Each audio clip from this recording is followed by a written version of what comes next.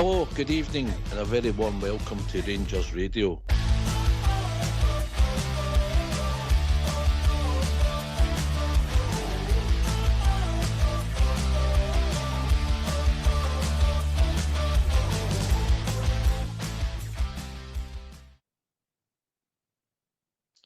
Hello and good evening and welcome to Rangers Radio. Tonight you've been joined by myself, GB, and you've been joined by another two gentlemen, two staunch Bears, which is Albert and Bridgeman. How we doing, boys? I'm great. How are you two? Bridgeman, yellow card already for on mute. Saying I feel really good. I was updated, the boys have updated me with a 0-0 draw for them, so I'm happy with that. And can I just say to all the Rangers fans from all over the world, listening in here to Rangers Radio, welcome to Rangers Radio. Good boys, I'm glad to use it. Everything's taking over all the way. Albert, anticipation starts for the two games coming up. I believe I know you were on the weekend, mate, and a good result, and I'll get Bridgeman's thoughts on that in a couple of minutes. But just how's the excitement building for these two games? I'm quietly confident, mate. One real difficult game and one not so difficult. I'll let the listeners figure out which one's what. But quietly confident, mate. You never know in Europe. We seem to do well in Europe. Huge disadvantage in Europe. Huge when it comes to the monetary side. But no, I'm just bother me, mate. That's what it is. I think we'll get a chance. No, I agree. Bridge, Albert's right. We've got a chance in these two games, and I think it's because of what we're seeing from the weekend that the team is actually starting to hit a bit of form. There's players on the park that are getting a goal contributions. They're getting assists. We've got a captain that's showing a bit of form again and scoring again. So there's confidence to be brought from the weekend. Just your thoughts, mate, on the game at the weekend as well, mate? Well, I think if you just consider we've got some forwards on the park there that are really good players, yeah, and like to score goals, like to get forward. Got a full-back that likes to run on the left there, and we've got the captain, the Tavernier, back again, which I was one of the fans to get him, not to let him play again, because he didn't look anywhere like what Tav was. However, he turned it on, did really good stuff, scored a fantastic goal, and you can't take that away from him. And you know, he's just been excellent. So the weekend's game, I thought it was a tough game because you're a long way from home and it's a way up the road there and it's windy and it's raining or whatever, you know. All the nonsense that could hit you could have hit us. But we really fought through. And they're a tough team, make no mistake about it. They're a tough wee team. And we 3-0 could have been 5 or 6-0 because their goalkeeper had some excellent saves. And that's what I saw. And virtually every high ball we put in, once again, they dealt with it. So that's what I thought of the game. I thought we could have scored more goals. But at the same time, we could have lost a couple of goals ourselves with the way the silly clearances by our defence. But I think we've got a good set of forwards that are willing to score goals. They're wanting to run. We need the midfield to do as much running as they've been doing and picking up and passing well. And we need the defence to get a wee bit quicker, shall we say. I don't know if it's going to happen, but they need to be a wee bit quicker because I think Spurs are known for lightning strikes, if you follow what I mean. They're very, very quick when they're on the break, and we can't be seen to be getting overrun by them. So I'm really looking forward to it. I think we've got a wee chance of a draw there if we're lucky, and let's say we will be lucky. I'll go for a 1-0, obviously, because that's what I say. But if we get a draw, I'll be happy. Well said. Albert, I know you've spoken about the game, but I just want to get your thoughts on, and this is not really negative, I just want to get your kind of thoughts on that Balogun cutting out mistakes with the Ross County boys and stuff like that. It's going to be a different level. Like Tierney's chances as well. See, I think had about 3 chances that he was just screaming to cut on his left and hit a shot. these are the kind of moments where we can have them against Ross County, but we can't really have them against Tottenham and Celtic. We've got to be clinical and we've got to be switched on, I think, in these next 2 games, mate. Aye, of course. But if you look at Cherny's last 2 or 3 games prior to that one, he's been putting them away. If you're going to miss chances, the Ross County game was the one to miss it, especially you're walking away with 3-0 victory. That is the time to miss chances. No, when it's nothing each, or it's a tight game, or against Tottenham, or against that mob. You're right, but I'm confident. I'm confident that if he gets chances, he'll bury them. No problem, mate. Absolutely no problem. It's a step up. Of course, it's a step up, mate. They've got all that money, and they are a good team, Tottenham. They blow hot and cold. You never know what you're going to get from them, but they can blow anybody away, mate. There's no doubt about that. If you get their tails up, they'll be a difficult team to stop. But it's like all his teams, by the way. If you can stick with them long enough in the game, if you can stick with them, they will tire. And you've noticed that with a few of his games. He tries to blow a team away, even when he was managing that mob. They try to blow teams away early doors, first 15, 20, 25 minutes, half an hour. If you can stay well into the hour mark, stick with them, they will tire and you will get chances. The trouble is you need to stop. You can stop. They're quite capable of blowing you away quite quickly. And that's the kind of team there. But they blow hot and cold, mate. They've got good players, there's no doubt about it. The big guy plays, I think, 21, I think he plays 21 or 22. I can't remember his name. I can never pronounce his name either. Vlala, something. He's a rare player, man. He's a brilliant player. But there's not just him. They've got players all over the place, and they've got players on the bench that can come on, make a difference. That's the challenge, mate. There's no hiding for it. We're in a European tournament, and this is the quality of teams you eventually come up against. But you've got to look forward to it. Well, what's not to look for? Would you rather have this game or another repeat game back up at Ross County tomorrow night or Thursday night, or another Scottish team to play? I'd rather play in Europe. I'd rather play these good teams in Europe. Aye, you're right, Albert. And I think we're on, like, come on, keeps going on about this young team and young squad. Well, there you go. There's Tottenham Hotspur on a Thursday night for you. Go out and show your talent against them. If you are wanting to get to this next level, then go out and show your talent. Go and show you that you're good enough to match a team like that. Now, granted, like you says, there's been millions spent on that squad. But like I says, if these boys have ever got any ambition to move on for Rangers or anything like that, or even hit, like I says, the level that these guys are at in the Premier League, then they've got to go out and show something Thursday night for me. Bridgman? I think Tottenham, we've seen Tottenham a load of times at Ibrox, and they've always been a good team. We've very rarely beaten them, shall we say. We've done well against them sometimes, but they are a very good team. And the team that's there now under Postecoglou, they're not quite as good as, shall we say, as they think they are. They're not quite as good. They seem to do well in the early parts of the game, and all of a sudden, before they know it, they're not there. They lose the game, lose whatever game they had, and they start to lose it, and they can go back into the game. But at the weekend there, Chelsea tore them apart at parts of that game.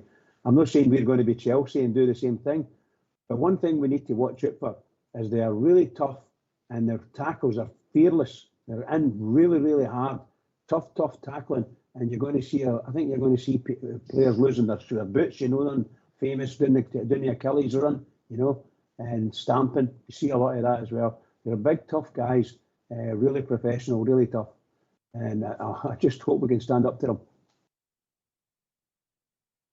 Yeah, so we've touched on the games obviously coming up. So I just want to put a point to you two years before opening up the phone lines. What game matters most, and will it decide Clermont's future? So let's hear from you. Why don't you give us a call on 0141 356 1972? It's your show, it's your platform. Let's hear from you.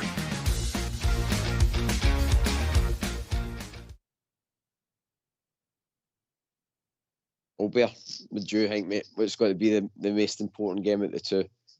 It's difficult to say, mate, because it's for two different reasons an important game. The financial aspect of the Tottenham game, and I mean, this could automatically put us through, could even actually get us in the top 8. if we win that game or take something for that game. So it's important for that. And then there's the cup final. We've not won enough trophies over the last 12 years, and it's time we start winning trophies again. We've done one last year, and he's got a chance to repeat it this year. So for that reason, the cup final is important. I can't get a fag paper between the two of them, to be honest with you, mate. I really can't. I'm sitting saying, if you want to pick one, no, I can't pick one. I'm honest with you, I can't. Me personally, a win or draw against Tottenham and a win against them. That's all I can say on it. I can't separate it. I'd love to separate it, but I can't. Albert, do you know I'm the same with the draw on Thursday? I would take the draw on Thursday because for me, it would keep the heats up and keep the momentum. I don't want them to go out and get an absolute hammer or anything like that, and then it kind of knocks the confidence a bit. I want them to keep this kind of momentum going. So for me, I would take a draw all day long and then go into Sunday full of confidence and what I say is take it to them. Bridgman, your thoughts? Well, first of all, I think the most important game is the next one. It doesn't matter. You could take either of the two teams, whatever's first, and that's Tottenham Hotspur. So for me, it's a gigantic game. Without me saying anything, it's a gigantic game. Huge game. Massive quality European side. Tottenham Hotspur, great club, and all the money they've got, none of the rest of it. They're great. And apart from all that, they're the next team we've got to play. To me, it's always the most important game, the next game. The next one, well, when we can look back, we could say, well, look, next one's the Celtic game, and it's going to be the biggest game of the season. But first of all, Thursday night, biggest game of the season for me, and that's the most important. And Albert, we chucked in the wee question about would it decide Clermont's future now? I think we all agree that Thursday night's definitely not going to have a bearing on Clermont getting sacked or anything like that. And same with Sunday, to be honest, as well. But the two games could get a lot of fans back on side. A decent enough result on Thursday or a small defeat on Thursday wouldn't really shake us too much. And I think, what I say is, a good performance on Sunday and a win could really get, what I say is, a bit of belief back with the fans again, with Clermont. Because, again, he always seems to hinder himself with some of the comments he said after the game with Sky and stuff like that, which doesn't help his cause at times. But the guy is trying, and I don't ever think we should really be going into the games as feeling as though we're the underdogs. There might be differences in what they're spending just now across the city, but at the end of the day, they're limited like us. They'll always reach a ceiling, just like we will.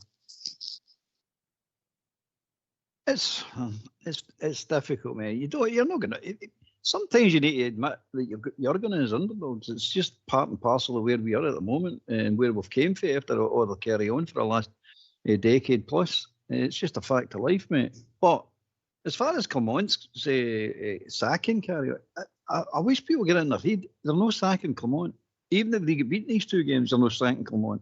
It ain't happening, guys. So he's trying to do something. If you're not on board with a guy now, you're never going to get on board with him. The last two games, the Kilmarnock game and the Ross County game, was showing you what he's trying to do. Especially the Kilmarnock game proved that we can play football, man. We can play really good football as well. And we'll get players in there with some talent, real talent. It's all got to be developed. It's all got to be nurtured. And it's all got to be brought on. But you can see it's there. It's that's a fact of life. And I don't get the every games is the future of Clermont is brought up. It's mental, man. It's just mental. If this was a normal season, what's going on this season would have probably got him the sack. That's a fact. But it's not a normal season. You're going through all this carry on in the background, and you're going through. It's practically, it was a rebuild of the squad or the team. Now it's a rebuild of the squad. Now it's a rebuild of the club because the board and all that are changing. Everything's changing. The academy's changing. The team's obviously changing. The squad's obviously changing. The last thing you want to do is start changing managers as well. To lob that on top of it all. It's the guy's doing a good job. I don't care what anybody says. He's doing a good job. The results don't dictate or no reflecting what we deserve at times. Let's be honest about it. All the points we've dropped I don't think we deserve to drop most of these points, but we did, and that's the bottom line. It's the end of the story, as it were. But I don't believe they'll sack the manager, and I don't see any sense in sacking the manager, to be perfectly honest with you. I've been saying it all along. So these two games, as far as that's concerned, I don't know, there'll be plenty of listeners out there who think the opposite, but that's what I think. I don't think they will get the sack. I don't think they should get the sack either. Bridge, I think we are all in agreement that they're not going to pull the trigger on a Tottenham game or, what I say, is a cup final. That can go either way. But could it push, like, if he doesn't get the result on Sunday, could it push the fans further away if they come on? Or vice versa, if he gets a win, then it brings us all back together again?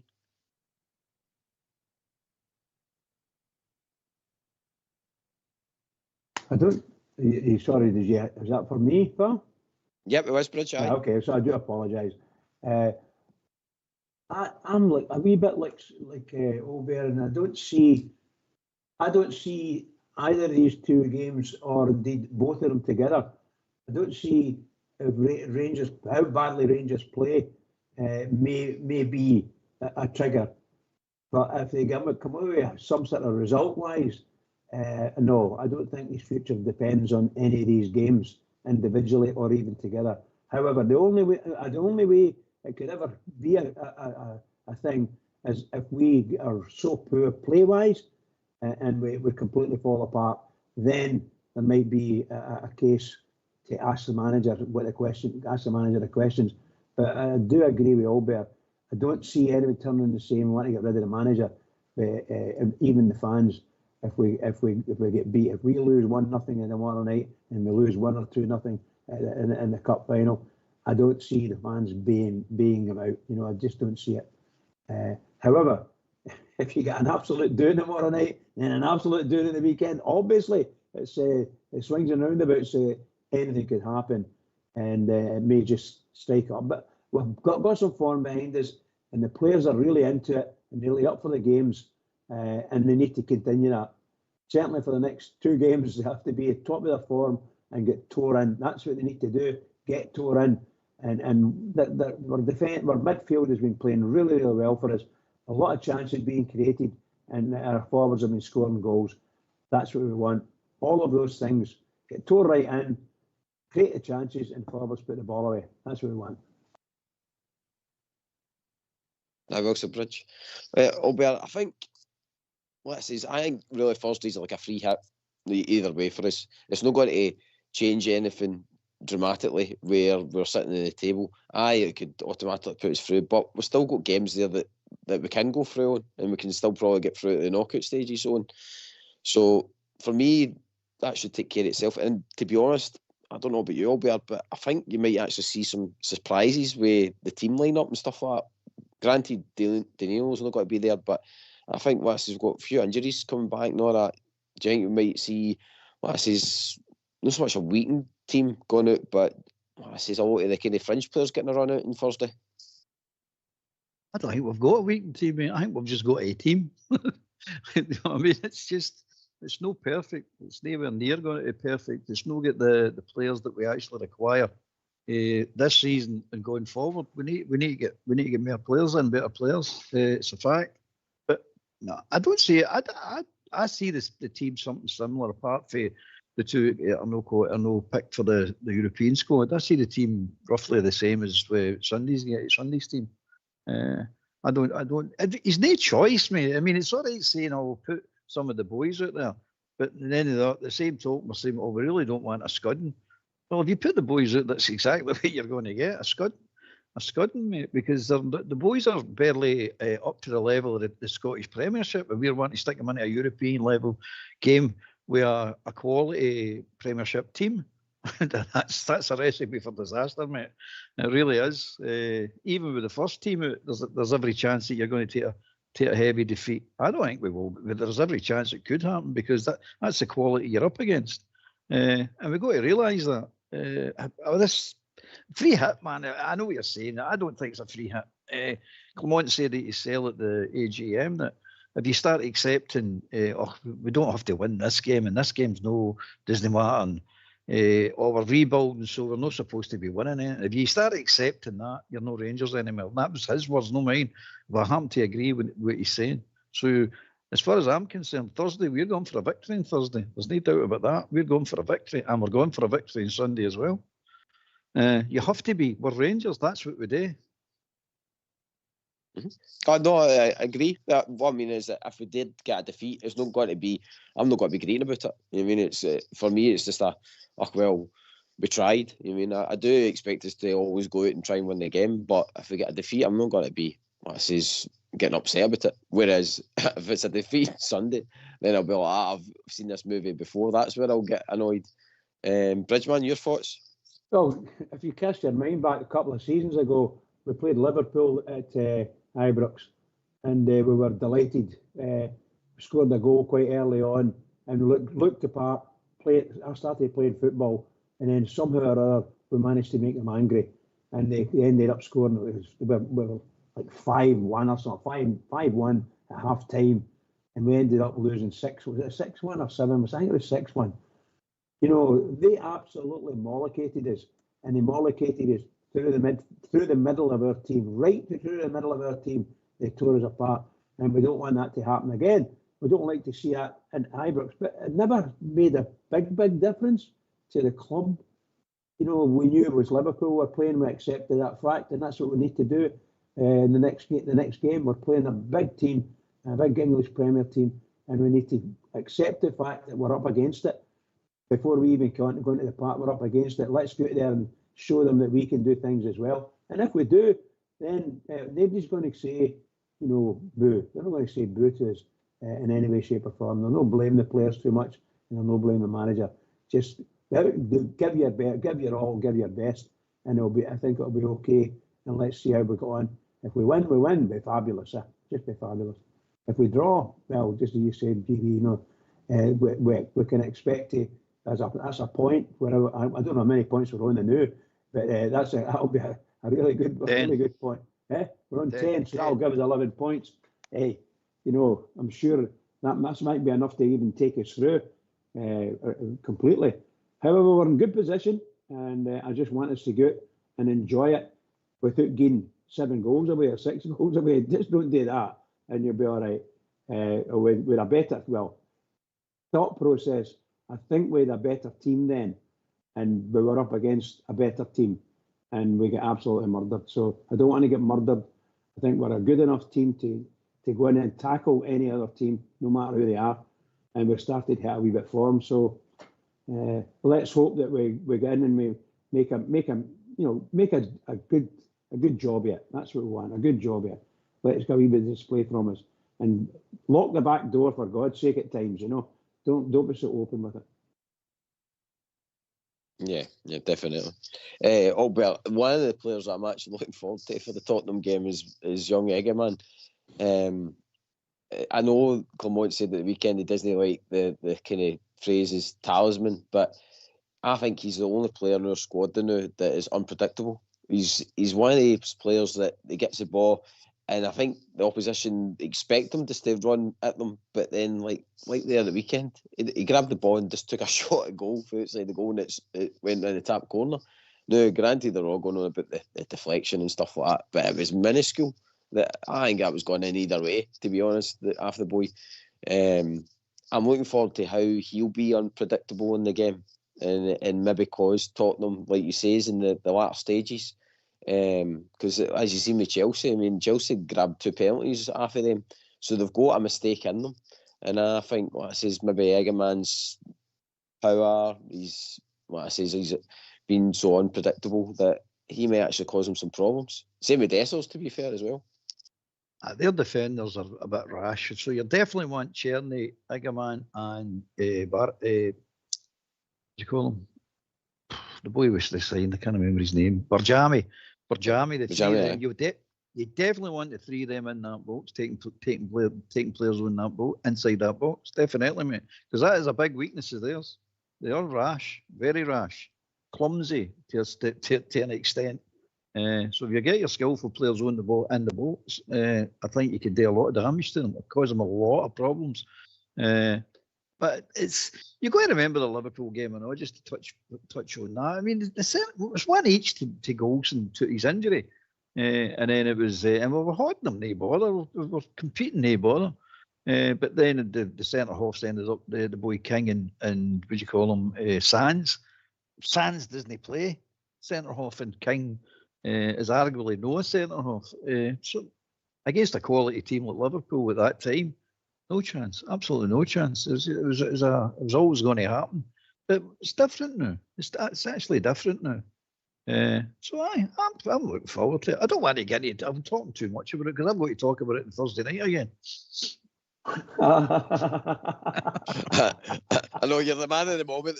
I know. I do apologise. Bridgeman, you come in and take over for I know, like I can. How do we say? I'm desperate. I'm so keen, and I love these European nights at Ibrox. This is brilliant, and I want to really enjoy a European night. And for all the European nights at Ibrox, we've not had all the victories, not all been victories. Some of them have been absolutely hammered, and Spurs hammered us a couple of times in the European games.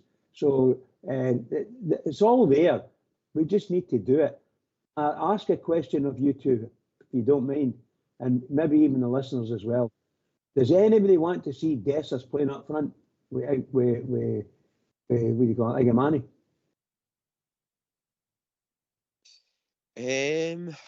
He's a big fella, right? And they've got big fellas at the back.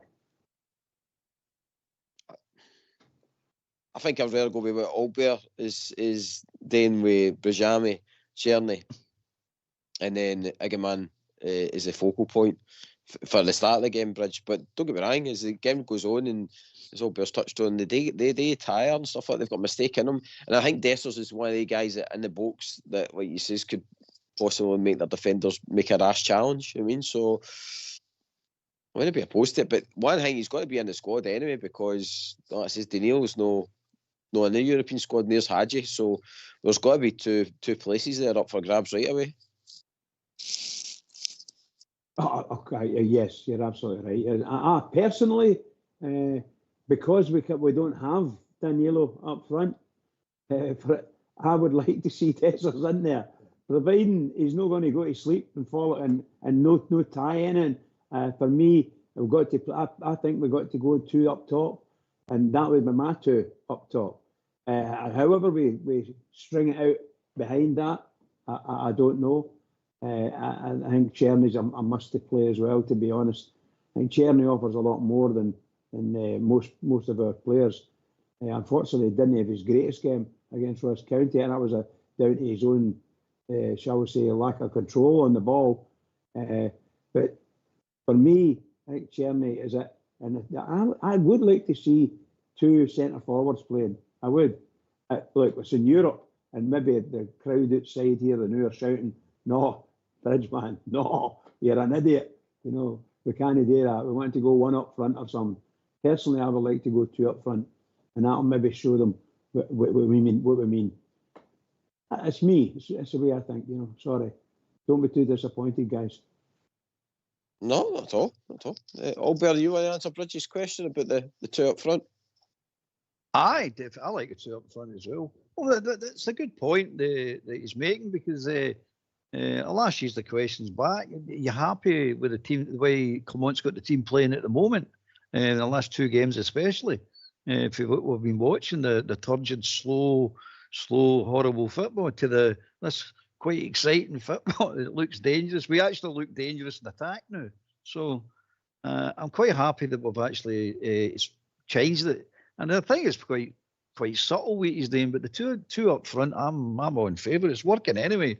It's very exciting to watch, and you've got two players who actually know how to play the positions, and their movement is superb, absolutely superb. Just on that, Albert, before I come back to you, Bridge, why has it took the manager so long to work that out? He told you, his interview. It's availability of players. That's as simple as that, mate. Daniel wasn't fit. He only had Dessers. He's no get players. I wish people would actually you appreciate what this guy's going through at the moment. No, I mean, or what he's went through and what he's still going through. I'll give you a rundown what the guys went through if you don't mind, JB. Aye, fine. Right, He's got injured players. That's the start of it, right? He's building a new squad. There's another point. He's actually played away from home for all his home games to start. We never a part to play in. He's actually got to a cup final. He's got to 8th in the Europa League at the moment, and he was 11 points behind the league. It's the League One. It's a big killer. Even then, I still don't think we should have lost 8 points with the games, watching the games themselves. He's also let all these players go for no money coming back in. So it's now official that they only drew in £800,000 with the transfers of Lammers, Cantwell, Golson, Wright, and McCory. He's no money to buy players. He's trying to budget. He's trying to build a squad with practically no money. He's had some money. Don't get me wrong. He's had some money, but it's practically comparison to any other team in Europe of a decent size. He's got no money to spend. He's got all this in front of him, by the way, and he's got them on the other side of the city, living high in the hall with absolutely no challenge whatsoever in Scottish football. If Rangers don't challenge, that's it. There is no challenge. They're walking about if they're the greatest team in the world and all that because they're slaughtering people at Ross County and all that. It's a nonsense, mate. It's an absolute nonsense. Now, this is what he's got to cope with. And in the meantime, we've got all us demanding victories and demanding cups and demanding this. And he's not shying away from it. He's telling you sale. That's what he demands for his sale. He demands for his players.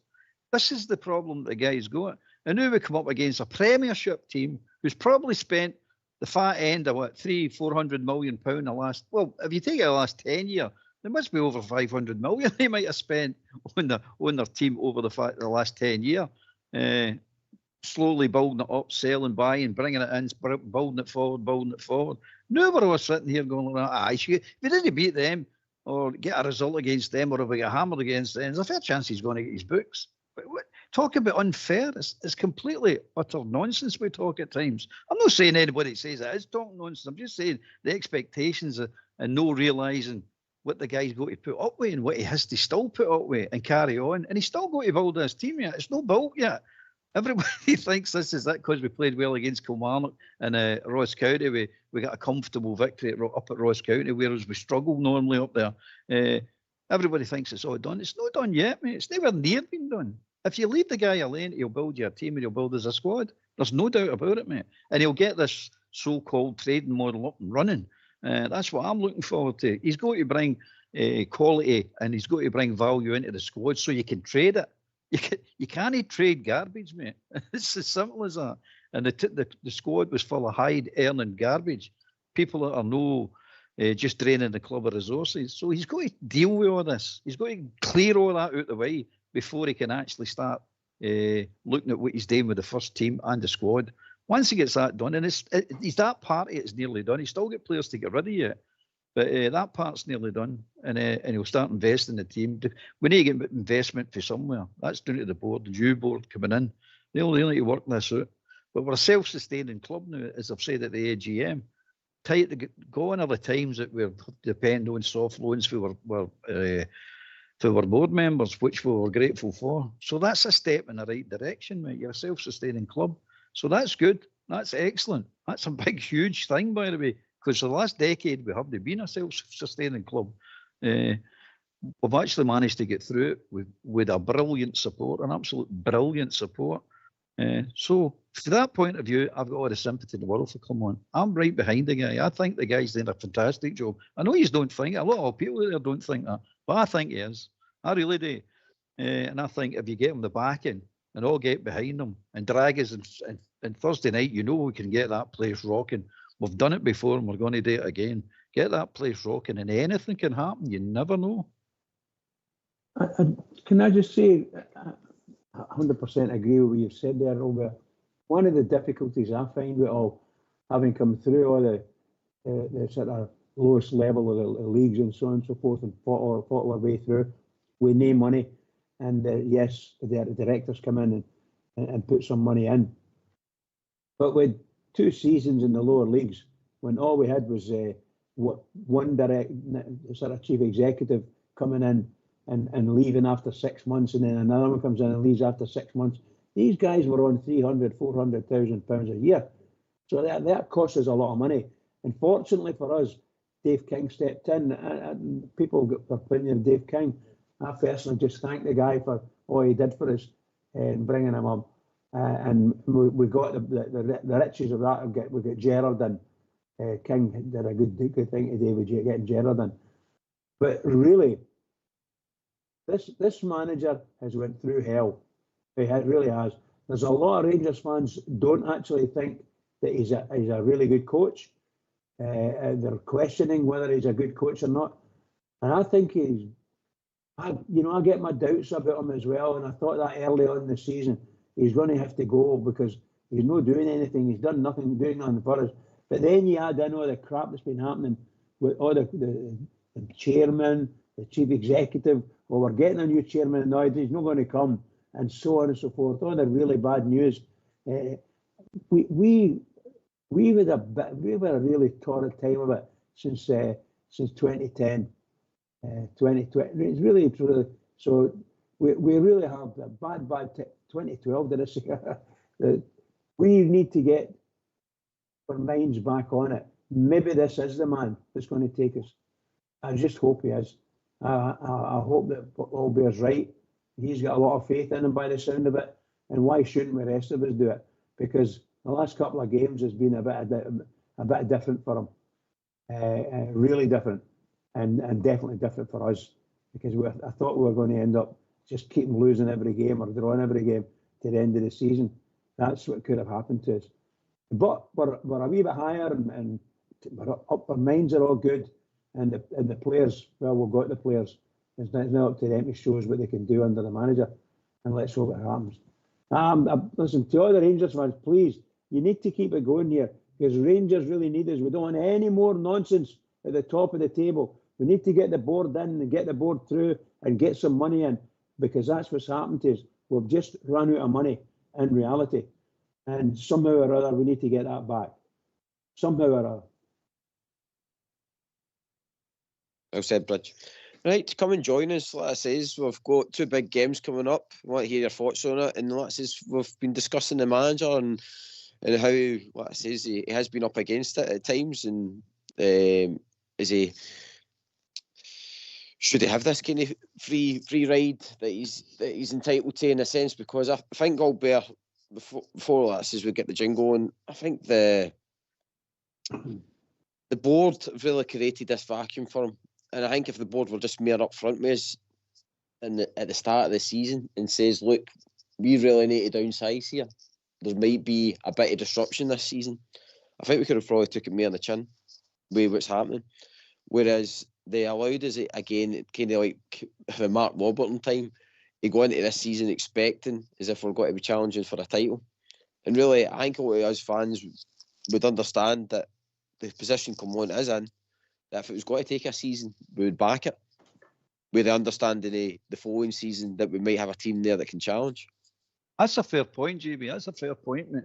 Because at the end of the day, if you look around and remember what was happening at that time, everybody went in a meltdown, total meltdown, because of what happened at Ibrox when we got that stand sorted out. Everybody's in meltdown. Nobody's giving anybody a chance to talk. Nobody's giving anybody a chance to breathe. Your man John Bennett was doing his temporary chairman and CEO, doing both jobs.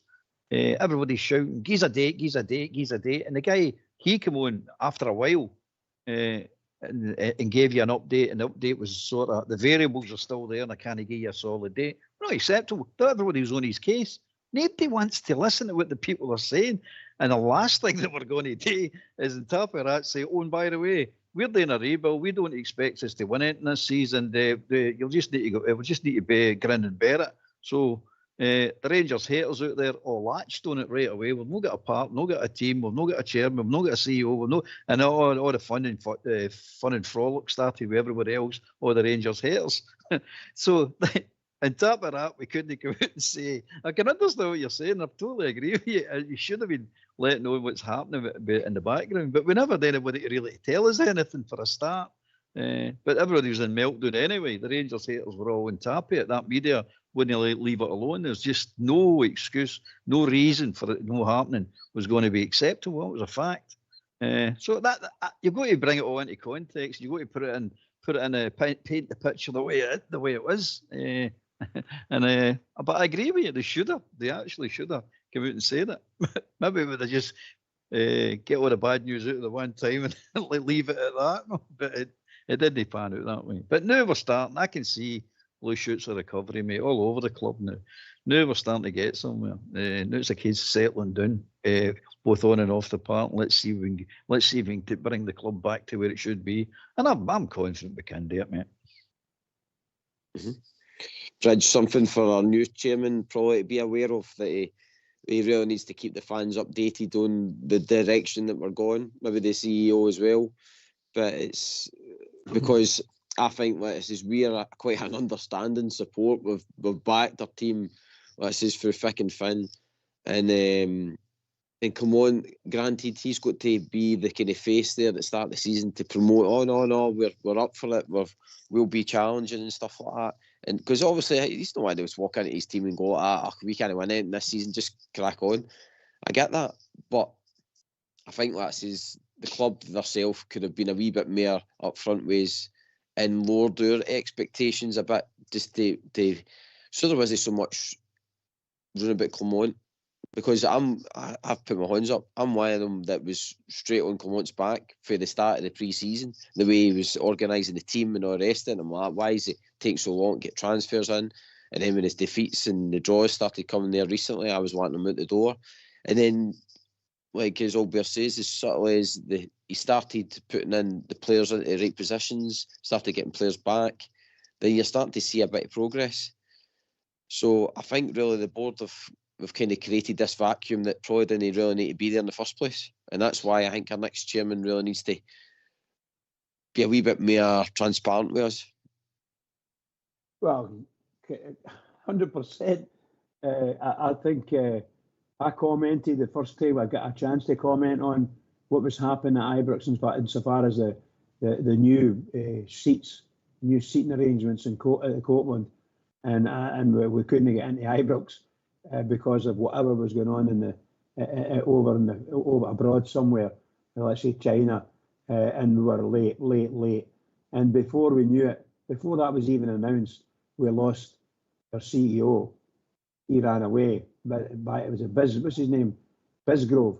He got off his mark. As soon as they knew there was going to be any trouble, and there was a lot of trouble because of that, he got off his mark. That's what I think's happened.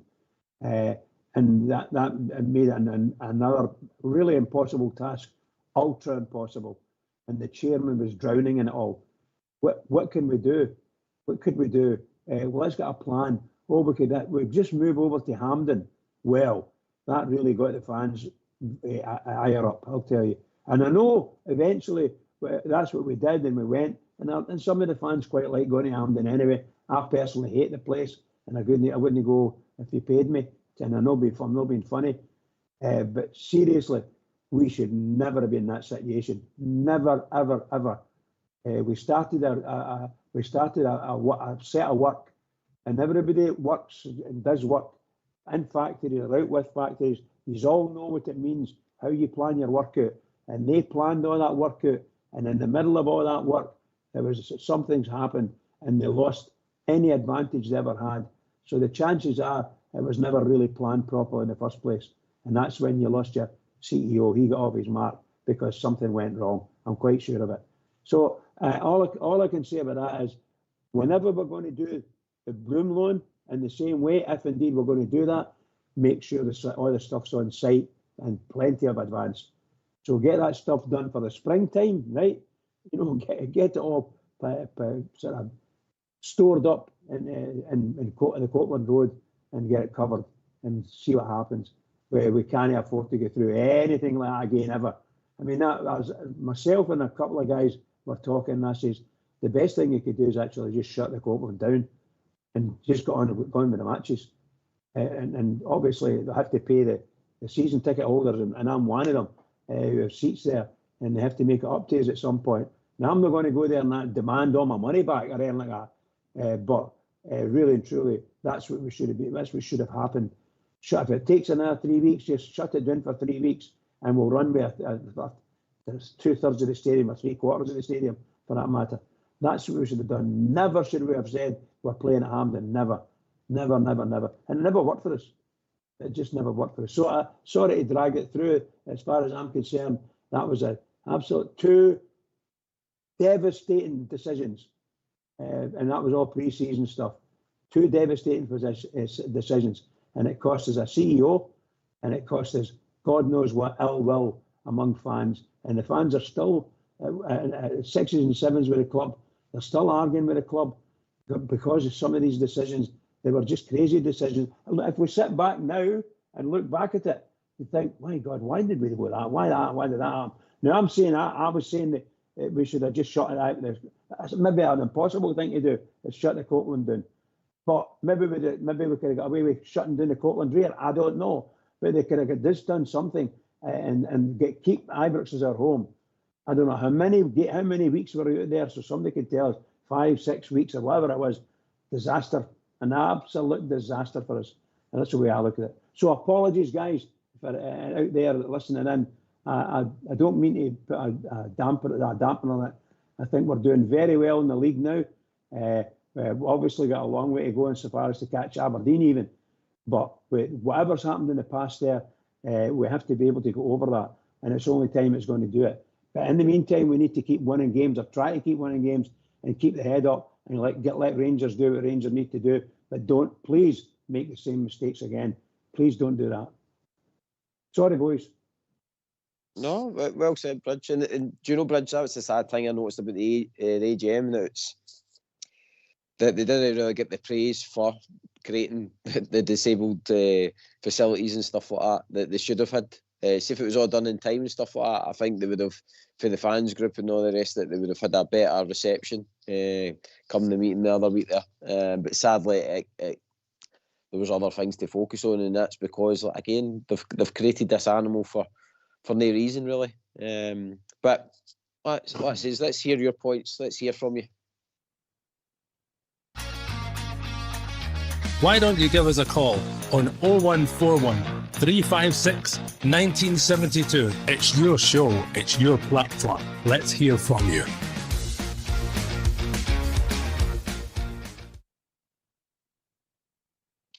Albert, just kind of back to the weekend, and I'm trying not to draw it too much at you because I know you are back on a couple of times.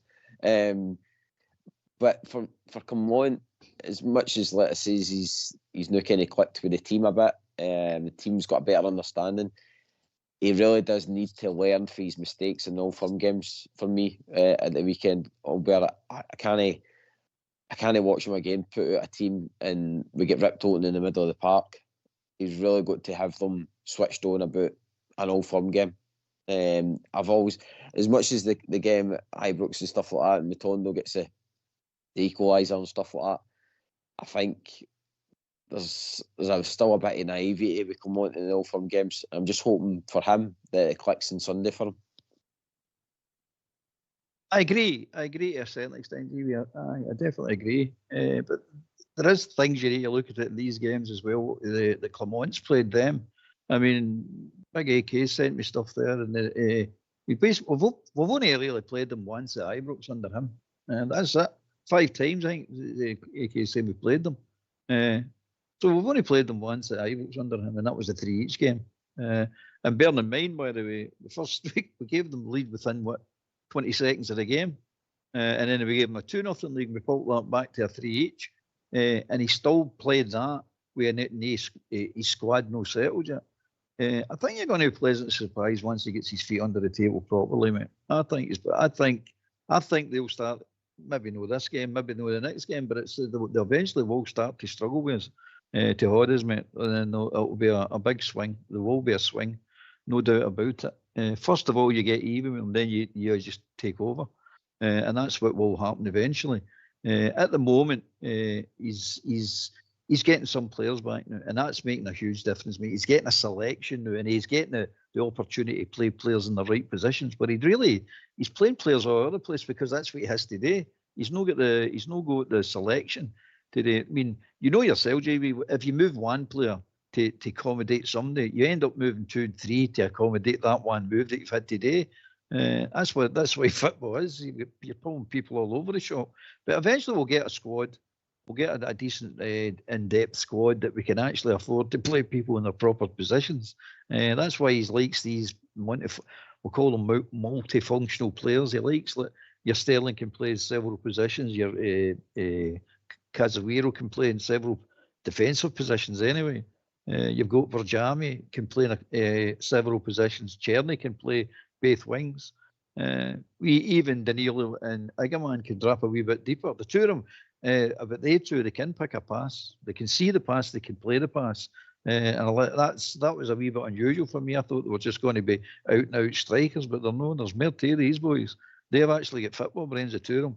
And then you've got Hadji's contract sorted out now, and he's starting to play well. He's starting to show the rest of them how to play that number 10 position. There's no doubt about that. At the moment, he is our best number 10.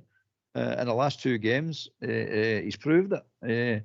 Let's hope his form keeps up, and he's going to be a big player for us for the rest of the season. So from that point of view, I caught the manager again slack. I know I'm cutting a lot of slack tonight, and I believe in it. But I definitely think the guys' limited choices was a lot of the problem. Mate. Injuries and limited choices, limited squad, and he's playing players out of position. He's just no choice, mate. He had to do it, and it didn't work out. That didn't work out, mate. And part of that is a contributing factor to these Celtic results as well. When you say they're ripping us apart in the middle of the park, and you're right, they were. Is absolutely were ripping us apart in the middle of the park. But again, we've come back into games. Remember, and every one of the games we've played, we've come back into the games. Mm-hmm. But just before I come to Bridge, Albert, just one last question. Do you think Clement's took learnings from himself as well, with the likes of Hadji? Because like his early comments in the pre-season and stuff with Hadji, and for what's been reported, it was basically, you're not going to be a number 10 for Rangers and we'll see you later. And Hadji's been the ultimate professional in that way, that again, he's not been dissing dirt in the press or nothing like that, and boys came back in. He's clearly made an agreement with the club that he wants to play for us. Whether that's for his advantage come the end of his contract, who knows? But I think Clement himself has maybe had to take some learnings away for himself with these situations. Let's be honest, GB. Only a fool doesn't learn. Only a fool doesn't learn from lessons. I mean, he's nobody's fool. Clement's nobody's fool. Let's be honest about it. But of course, he's learning lessons. Only fools don't learn lessons, and that's in every walk of life, isn't it? So you've got to learn your lessons, and by the way, you've got to make the mistake to learn the lesson. Let's be honest about that. The Hadji one again, it's the context of it, mate. He's in negotiation with the club, and he's got it in the contract to get it. Plays one more game, he's to get X amount of money. I don't know what. Say it's 12,000, say it's 20. I don't know. Whatever it is, anyway, that was the agreement. Now the club is going through this downsizing because of this FFP carry on. So that's coming into that negotiation now. Clement, I don't know if he's part of that negotiation. I doubt it very much. I've kept up to date of what's happening with it. So he's under the impression now that Hadji's not prepared to drop that clause out his contract. That's what he's under the impression. That's why the boys at the squad, let's be honest about that. That's why he's not getting a game. And we'll come on to Hadji being a very professional player, by the way, very professional attitude towards all this. So Clement is now telling you, well, he's no part of the squad. What have I to do with it? So he's saying you're not going to play for Rangers again. That was after, by the way, Hadji came out himself and says his agents, and it's plural, by the way, agents. I've got my agents out looking for a club. That's what he said. So Clement's under the impression that boy's gone. He's not getting to play for Rangers ever again. One way or another. It's not just solely through his choice in not playing him. It's through the actual situation the boy was in. Right or wrongly, that's the situation that the two parties are in. But now they came to an agreement, and both are now benefiting through that. And it's a simple, I don't know what the agreement goes. I don't know if it's put on hold his money, or we'll pay at a later date, a bit like done with Ali when they stood him down in garden leave. I don't know whether that's the agreement, but whatever the agreement is, it's working for both parties, because the boy's now back in the team. and he's playing well. Clement's got him available, and he's the number 10, and he's doing well for him. So it's another player he's got available to choose for, and it's another player that he doesn't have to move for somewhere else to put into the number 10 role. He's already got a number 10 now. And so it's a win-win situation as far as that's concerned. Now, as for what I did like about Hadji, is the way his attitude was when he wasn't getting in the team and all this problem was going on in the background, and they're all arguing about money or whatever it was, the contractual clauses and all that. He kept himself fit. He kept himself playing. He got put into the B team. No complaints. Into the B team he went and played well in the B team. And he was talking to the younger boys, and younger boys had welcomed him into their squad. And great, mate. It's just professional. No arguments, no hullabaloo, no going to the papers, no shouting and bawling. Just got on with it. Waited. Came to the agreement. And he's fighting fit to play right away. Whereas if you get some players, they've been a huff. Come to an agreement, he's out for another 4 weeks because he's not fit enough to play yet. Hadji wasn't like that. That agreement was, say, was sorted on the Monday. He was available to play on the Thursday. That's what I like about the boy. He's a true professional football player. Aye, you don't get many like that, Bridgeman, anymore. Very old school heat that the boys got. Yeah, he's obviously from a footballing family as well. You know, it runs in the family. And look, there was a lot of folk had a lot of doubts about Taji. You know, some folk haven't quite welcomed him back yet. You know, but I think the last month or so, you've seen what Hadji's made of, and he's not had the sort of say top division games, but he's been playing in the national games, international games, and things like that, and he's doing no too bad, should I say, as far as I'm led to believe. And he's came back to us, and the last 3 games he's played with us, I think he's been excellent, and he's getting fitter, getting lots of games under his belt. The legs are starting to get better, and the head comes into it as well. So he's all match fitness is coming up, and he's even taking knocks and going down and coming up again. You know, and it's brilliant. He's a smashing player. He really is a very nice player, and scores good goals too, and makes beautiful crosses. You know. Really and truly, we can only be good with Hadji playing well. So if he's a good number 10, he gets in our team out of time for me. Oh, Barry's why our most important players during that 55 season, I know. I mean, that first game up in Aberdeen, he was him and Kent were the ones that opened the door for the journey to 55. You're absolutely right, mate. The only problem I ever had with Hadji was his pace. He just need pace, but you can't argue the boy's got a football brain. Absolutely fantastic football brain. He can play football, mate. There's no doubt about that. He can play football. But if you're playing a high pressing game, which a lot of clubs do, and we were trying to do, he's not the man for that. He's just he can move about the park. Don't get me wrong. I actually thought he was finished there because I seen him in a couple of the international games. And I'm saying to myself, you're in there by name only. You're in there because of your dad's name. But he's proved me wrong when he's come back into the Rangers team. Maybe we can down to 1 or 2 levels for international football into the Scottish game again, and he looks a star. I don't care about that because he's playing well. He is playing well, the boy. And I've always said he has got a football brain. I wish some other players had a football brain like him. And he's two-footed, man. Another, I say, essential for a top-class professional football player. You need to be two-footed. I don't see any reason for any player at professional level not to be two-footed, but there you go. It's just another argument, isn't it? I'm off on a tangent there, mate. No, not at all. And just to add to the whole utility player and all that rest of it, he's a player as well that is contributing to the squad. How many signings have we had that have came in and no contributed 0? And Hadji's came back out the cold and straight away assists and all the rest of it, playing well in a system. He understands. I mean, he's not had the time that half the players have had to understand Clement's tactics and system, and yet he's been able to come in and grasp it right away.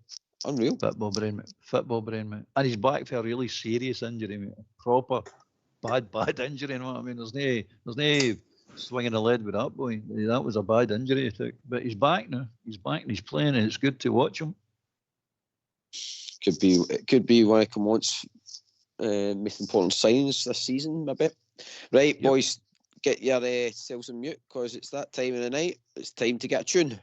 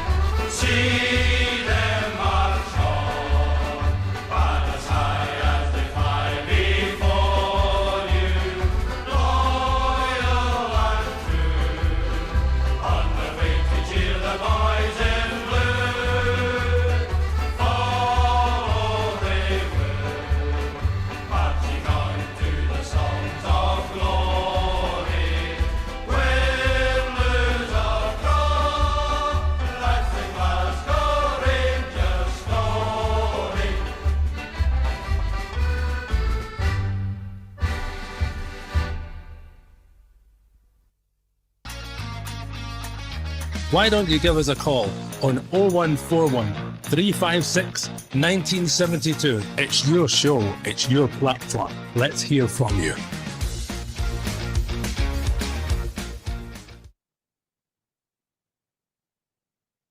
Aye, give us a phone call and let's just get your points across. Again, 2 big games, plenty of positivity to be talking about tonight for a change. So let's just give us a phone and give your points of view and this is how you're feeling that book come on. Has anybody changed their opinion on them since the last couple of results? I know myself, Albert, like I said, I was in that kind of mode where I would have pulled the trigger probably straight after the Dundee United game. Just kind of had enough with the whole tactics and the kind of lacklustre creation. But just shows you how a couple of players can change a squad, Albert. Oh, he's right. I mean, I've heard yourself, I've heard a lot of the fans saying the same. And it was boring to watch. There isn't any excuse for it, mate. It was boring. But you're right. A couple of players just shows you. And we've got a couple of players, Cortez and Matondo coming back. And it'll change again. And then if he gets any money or he can do some business at the January window, it'll change again. Slowly but surely, mate, it will get better and better and better. We're nowhere near it. Don't think for a minute I'm thinking myself, we're a brilliant team and you ought to see us go. But the fact of the matter is, we're not a rotten team. We can play football, mate. It's proved. We've got some talented players in that team, and there's talented players coming back. And let's hope he gets a wee bit of money to spend at January, and he's identified where the weaknesses are. He needs to strengthen. It's only him that knows what he wants. We all can guess and say it's a centre half, a centre midfield, centre forward. We can do this all day long. It makes no difference. So he sees his priority line, and I think you can actually see what he's up to now. You can actually see, because at one time I don't think any of us could see what he was up to. Going, this is terrible. This is just terrible. But it shows you when it works. It really is. It does work, and it's a part of tweaking a wee bit of the formation as well as players, mate. It wasn't just, and as you say, as he learned, well, I think that proved to everybody he's learnt a bit, and he's no stubborn enough to look Warburton. Plan B is today, Plan A better. No, that nonsense. That just doesn't work. And you heard wee McInnes talking about after the Kilmarnock game, GB, when he turned around and says, how do you think Rangers played? And it's something in his teeth to say they played well. He says, but I think it was the movement of the players that spooked my players. Because they've been training all week, as every team we played, train all week to the way we play with that 4-2-3-1 carry on. And we're sticking rigid to it and we play a certain way. They're training all week for it, mate. They know exactly. Look at Kilmarnock, Hearts, Dundee, United, Kilmarnock. There's Kilmarnock for the second time. He thinking, what do you call McInnes thinks for I've got this sus, man. I know exactly what they're going to do. We're staying this game for up to 80 minutes, then we'll just have that we go at them and hope they get another 1-0 victory like they did down there. That's the tactics, mate. We know his tactics. He knows our tactics, but now with the players that he's put in, Danilo and Czerny and wee Egerman, the movement of these players and Hadji, the movement of these players is completely different for Dessers. Completely different. And it makes a huge difference. It does make a huge difference. And it spooked them. And we took the goals. So now when teams are playing us, they can't read us now, mate. They don't know where the danger's coming from. It's coming from all over the park now, which for a Rangers team, for a Rangers point of view, should always be the case. Because if you're a one-stringed team, you're just simple. Look, they just do. Dessers, easy peasy. No bother. We can handle him, no bother. But it's different now, mate. And I know what you're enjoying. I know everybody enjoys the Rangers winning. But it is, you see, he's got a plan now, and that's the big thing for me. He's got a plan. You can see it, and it's starting to implement it now. Yep, I agree. That's the thing. Like when it was Gerrard, you supported them, you backed them because you could see progress. That's all I think we're wanting to see. But we're seeing a team that might be up and down, but we can understand that because it's a young team. But what we can't understand is that a team it's we're playing against that's got an inferior budget to ours and that you can't match. That's when we start probably asking the questions.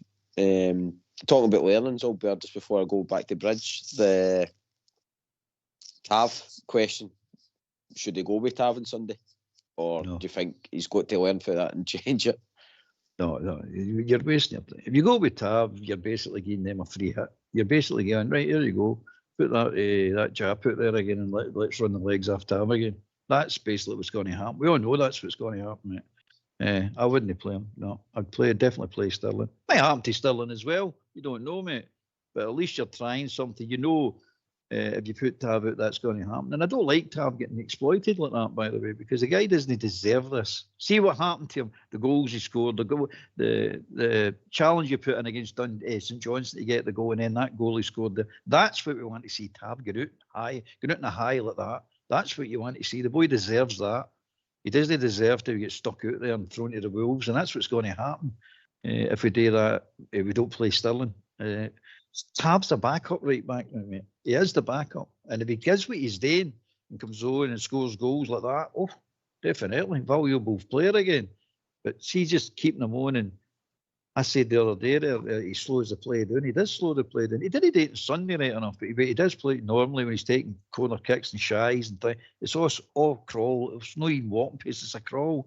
But he didn't do that. He's a different player when he's involved in the game at speed, or the speed he can play it. But he can't play against fast players. He really can't, mate. He's just no go to anywhere. And I don't like saying it, but it's a fact. But he scored a beauty on Sunday, mate. An absolute beauty. No, I agree, and that's the thing. Like, he don't want to begrudge him the ways he is playing, But the flip side of that is I don't want the manager getting blindsided with it either, and thinking, "Oh, right, I need to start him now on Sunday." For me, if he's got any lessons to be learned for all firms, is that he needs to start strong, and then, like you say, Albert, possibly bring on Tav in the second half when we're needing a bit more pace up front. You know what I mean? A bit more attacking play. I mean, for the Tottenham game, I wouldn't be overly odd if he starts against Tottenham because, again, for me, that is what it is with that game. But the whole firm, my head will be down. That's as if I see Tav starting at the weekend. Bridgeman, your thoughts, mate? I think a bit cruel there. I'm only joking. I think, look, a lot of folk have said a lot of things about Tav. I think the game, the weekend there, I thought it was an excellent game. and contributed well to the game. But that's not any of the top teams, and it's no them across the road in an Old Firm game. If we're going to play Tav, then we can't play Tav to play a mixed game of defence and attack. He's got to defend, and let's see how he gets on.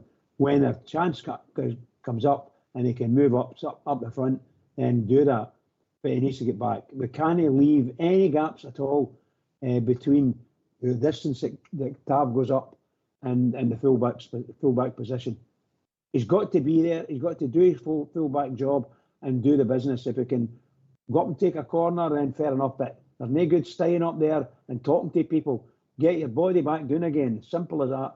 You need to get back to your position when nothing comes of it, you know.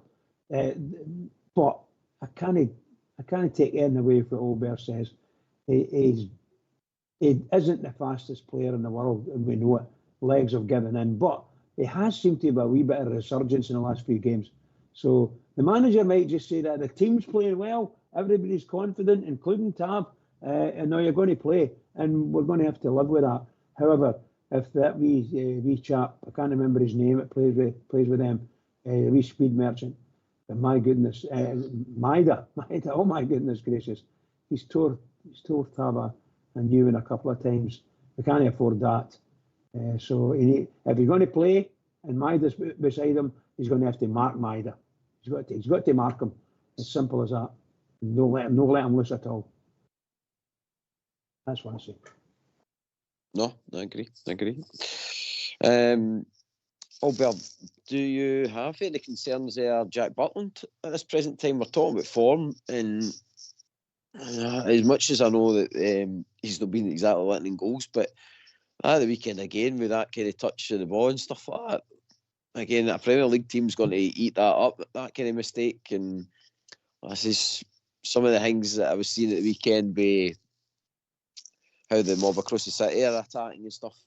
That's probably my main concern. I'm not actually too bothered about, like, say, Suter and stuff like that. It's more our goalkeeper I've got a bit of concern there, don't I? Well, I've been saying along to the beginning of the season with Big Butland. You know when you've got a good keeper, by the way, because see when we went into an Old Firm game with McGregor or Gorham, not once did I ever say, well, they need to have a good game. Because you just knew they were going to have good games. They always did. Now what you're saying to Jack Butland. Jack Butland's not had a good Old Firm, ever. I mean, so you're sitting looking at going, you need to eat your finger out. It's as simple as that. And he pulled off a good save on Sunday there for the corner kick. He did. That was a good save. But he also made a complete mess of the one that he get passed by and he got it trapped under his foot. All because he's that intent that he thinks he's a Premier League, an English Premier League player playing in Scotland, and he's trying to make it look so casual and this is too easy for me. To me, it's complacency with the guy. He needs to understand something, by the way. He looks like a big clown at times, especially some of the goals he's letting against that Celtic. I mean, that's how order went. So that I look at Butland and I don't talk about him or think about him in the same breath as McGregor and Gorham or Woods or Claus or any of these great keepers. And I've never ever said about them, though, they need to have a good game in an Old Firm game prior to the game. But him, so that's what you're saying. So that's the sort of caliber of a keeper I think he is at the moment. He needs to prove everybody, especially me, wrong. And he's not been doing it recently, mate. Because I still say some of the Old Firm games and some other games as well, mate. He's been letting himself down because he's coming out as I'm a really good keeper. And at one time he really was a good keeper, I'm led to believe, when he was getting into the England team in the under-21s, and then he get into I think he's got a full caps as well, isn't he? But he's not at the moment, man. I defy anybody to tell me that he's a brilliant keeper. He's no.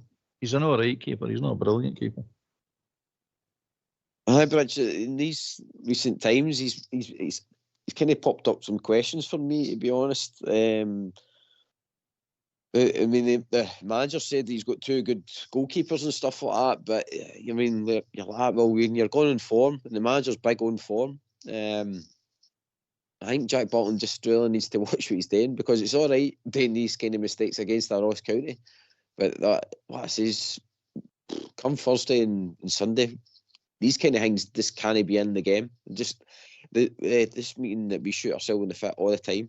We need to just get this cleared out of the game, totally focused. And it says for these 2 games, and more important, it says he can go back to all his kind of fancy footwork and all that against the Motherwells and all the rest of it. But these next 2 games need to be fully switched on and show his class. Yeah, and I think he's also got to be a bit more verbal in his communication to the centre halves.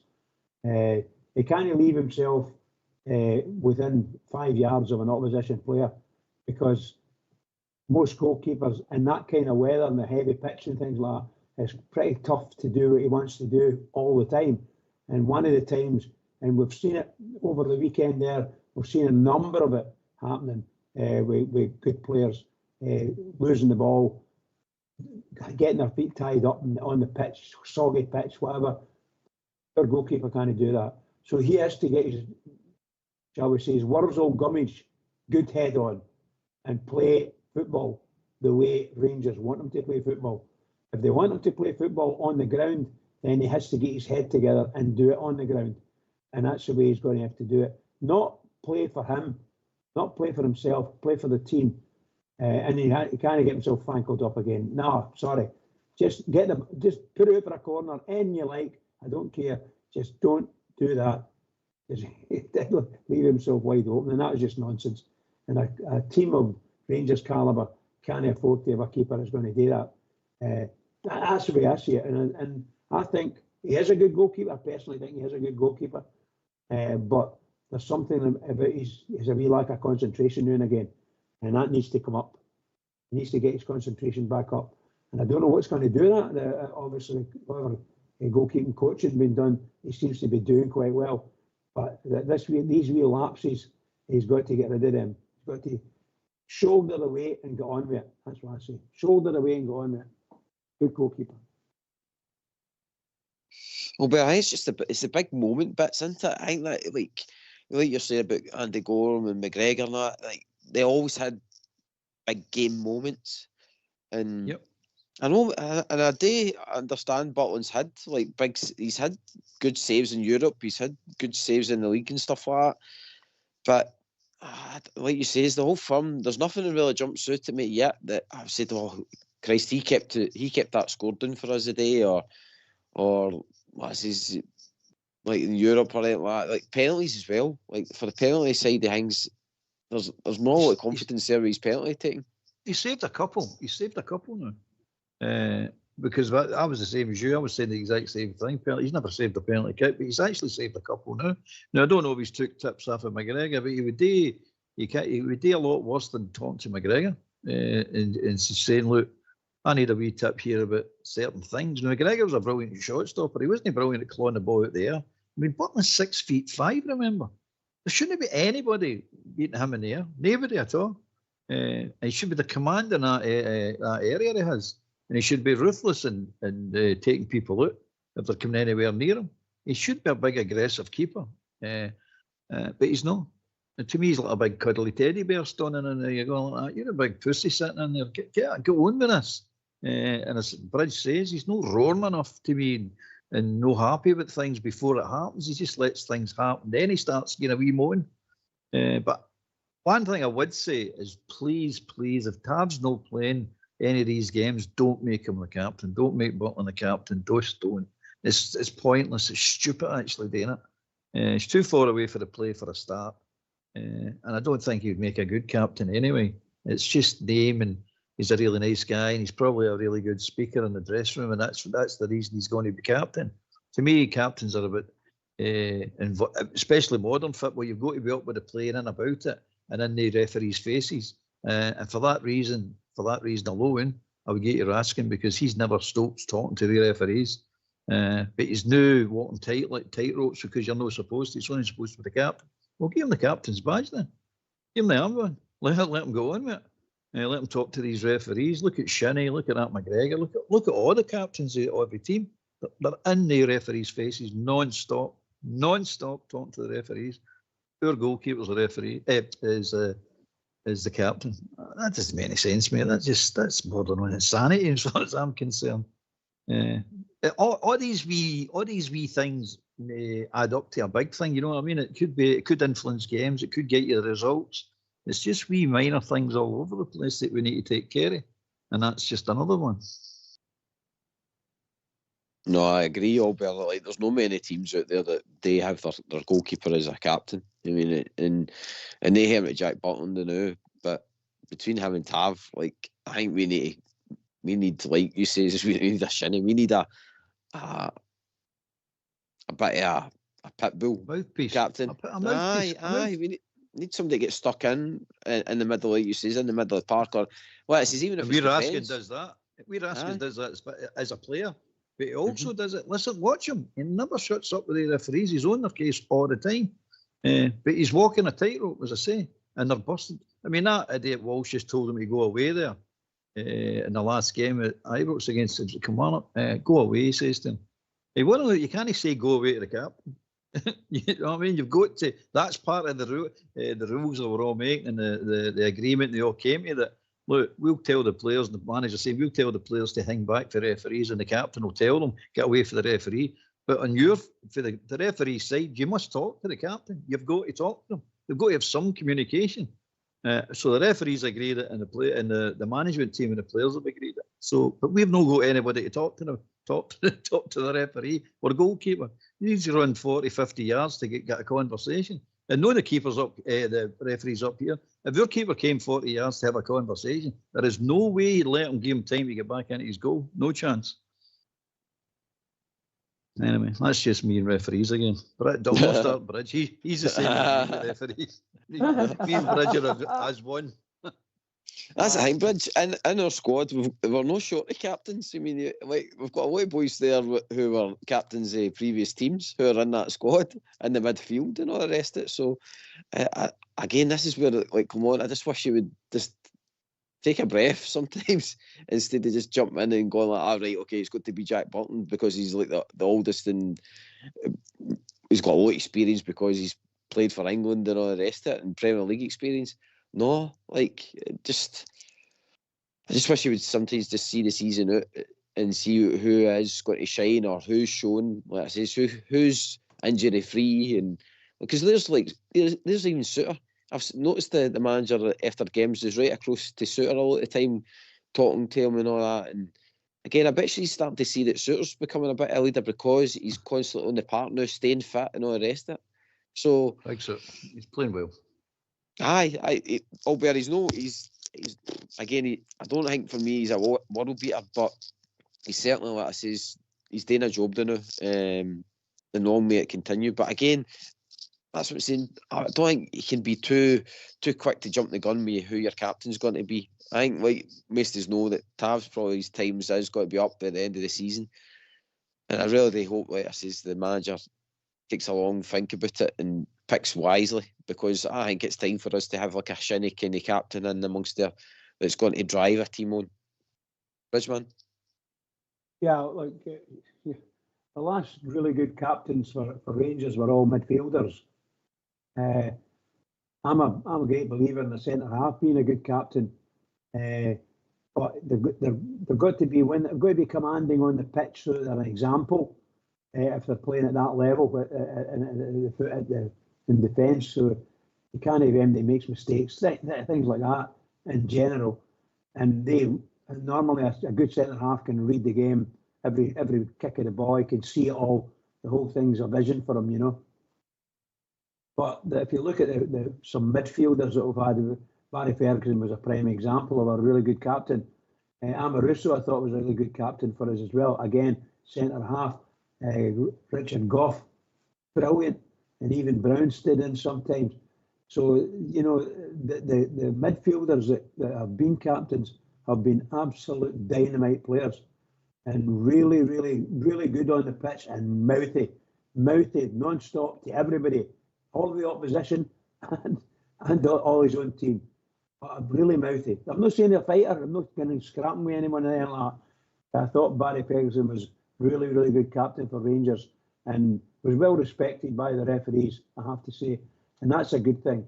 If you can get your captain to be respected by the referees, then you'll do very, very well. Other than that, you're only got to, just as you were saying there, when when Raskin went up to the referee, he told him to go away because they're not allowed to, not supposed to speak to the players. But when you watch him with that boy Shinnie for Aberdeen, and he goes up whether he's wanting to talk to him about another player or a foul or in, he talks to them, and then he'll pat on the shoulder and away they go. So they're like pals, you know what I mean? And they strike up the relationship. And then when Shinnie goes in and clobbers somebody, oh, it's a wee free kick, you know. It's not a booking or a red card, very rarely anyway. So they build up their own wee reputation. I think that our team, I don't know if Raskin is a captain at the moment, but he's certainly mouthy. I agree that 100%, and he's what you want. And he's showing, he's not just, he's following that up by playing really well. So all his mouth making, all the things he's saying, he's probably backing it up with play, and that's great. I don't think he's quite captain material yet. I have to say to you guys, my captain's a big 6'5" animal that'll kill everybody, and I mean that. That's what I want for our captain, and he'll tell the opposition players as well the same things he would tell the players. That's there is to it, and that's the type of captain I want. He's going to shout and ball at everybody, and I realise he's going to batter them or something like that during the game. That's the way I see it. It's a tough game. Professional football, really tough, and you've got to be either the best player in the world to play in these positions, or you've got to be hard. And if you're hard, you're halfway there. That's what I can say. Oh, but I was sure Raskin, when he was playing for the Belgium under-21s or something like that, was he no captain then or something? I'm not sure, mate. The reason I'm saying, right, but you've got to remember with the captains, the modern day captain is he's arguing 9 times out of 10 for other players in his team. He's not arguing for himself. The byproduct of it all is you do get away with a lot of things that other players don't get away with. And all you do, you need to look at that McGregor the other side of the city. I mean, he does more professional fouls than any other player in Scotland and gets away with them. Very, very rarely does he get booked. Very rarely. And that's all done because he's wearing that armband. No other reason, mate. That's why he's getting away with it. Shinnie's the same. Pick they two because they're really obvious, but it's right through the league, mate. And it's not about being a captain. It's about influencing the game. And if that's part of it, it's another wee slight thing that helps you get out of the line. They're all using that to their advantage. We don't.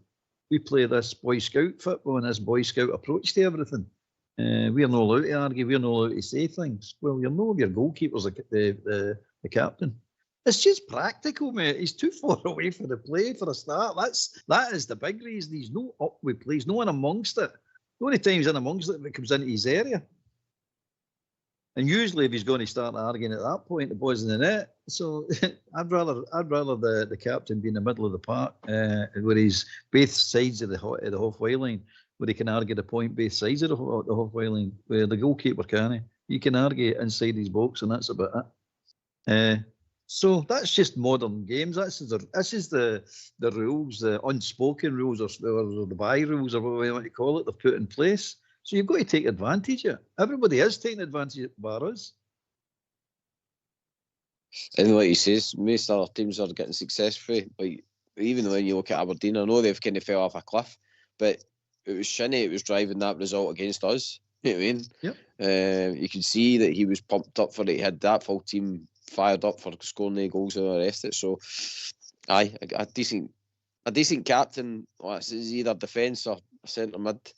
Would I think would help your cause a bit, Albert. And just to jump onto this, I noticed the day that the silly season started already with the transfer window and stuff like that, but we're linked with a midfielder in the Croatian League. I was surprised to see it was a midfielder.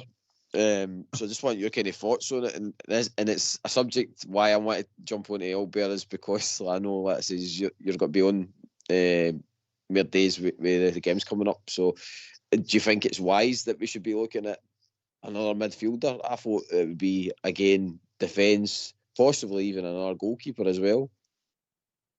Well, we're thin all over the place, mate. It's this transfer window is, and probably the summer one's going to be the same, but the transfer window is about how thick do you want to paint, put a coat of paint on it?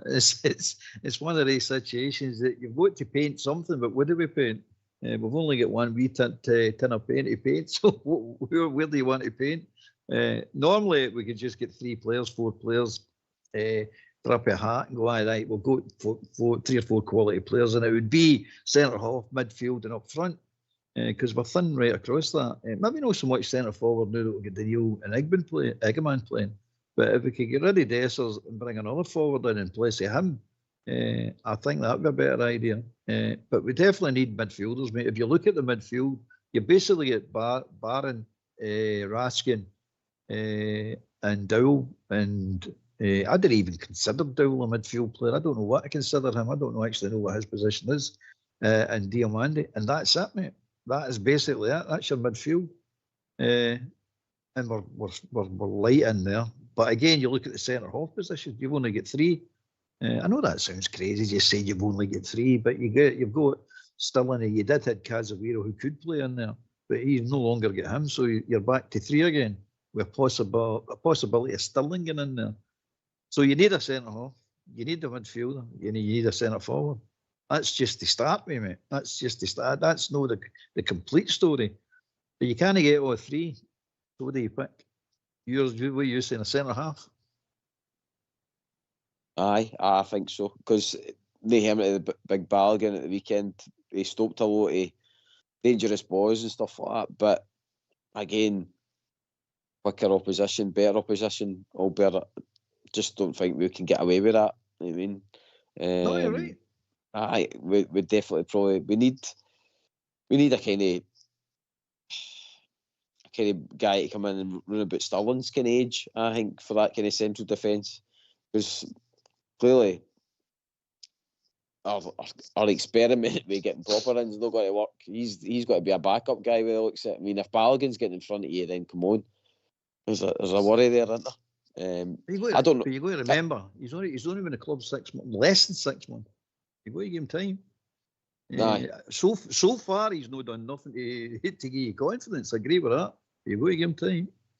Well, and he might surprise you as well. Look at Brazami. I think it's probably good to know that he's getting a rest at the team as well.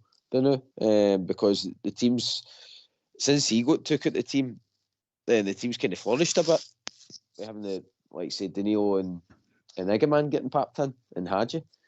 So now that Brazami's got to get the time now to kind of get a better understanding of his team. But the question would be, Albert, would you spend all your money in one player if you felt it was going to totally enhance the squad? Well, therein it lies another dilemma. If you've got say 4 million, 5 million, then you're needing 3 players. Do you spread it for the 3 players, or do you spend the 5 million on a quality player in one position? This is what you've got to think. You've got to take the way all this up. And let's be honest about it, I would rather have the quality player in whatever position you're picking, whether it's centre half, centre forward, or centre midfield. I don't care, but I'd rather have a quality player than 3 bang average players just to fill a squad up. Because we have got plenty of bang average players that fill the squad up. You could definitely use some of the academy players to do that particular job. But I would rather spend my money wisely now, because remember, every penny we spend has got to be spent right. We've no more room for we'll just take a chance. There's no more chances. You take chances in every signing, and that's a fact. You've got to now limit the chances you take as far as possible. And I don't think we should spend £5 million on 3 players when we need quality. Now, it is quality. It's players and quality, but start with quality. We need to put some quality into the team now. Bear in mind, this £5 million player you buy, you're looking to sell him on for double that, triple that, quadruple that. That's what you're looking for. But you're not going to do that if you're buying players at £1 million, 3 bang average players, say at £1 million. The chances you bringing them on to be 10 million, 15 million pound players is pretty slim. It can happen. I'm not saying it doesn't happen, but it's pretty slim, isn't it? So it's chances, mate. But you're very wise. You just need to be wise with this. It's all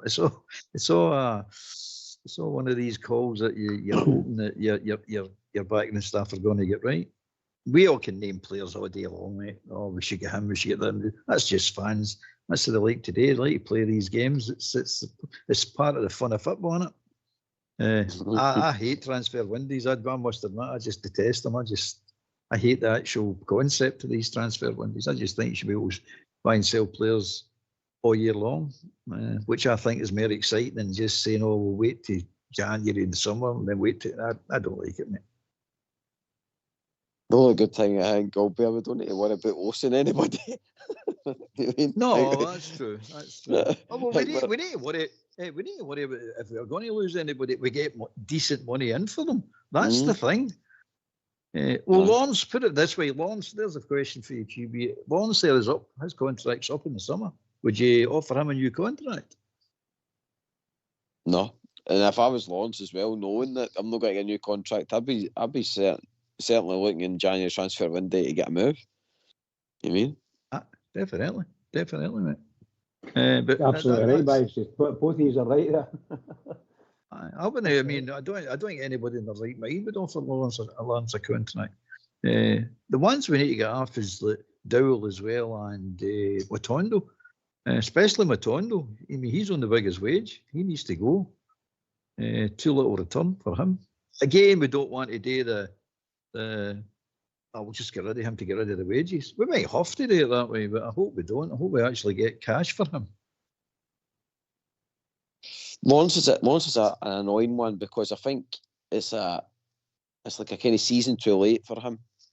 I think, see, if he didn't pick up the injuries he's picked up, we probably would have got the best out of him.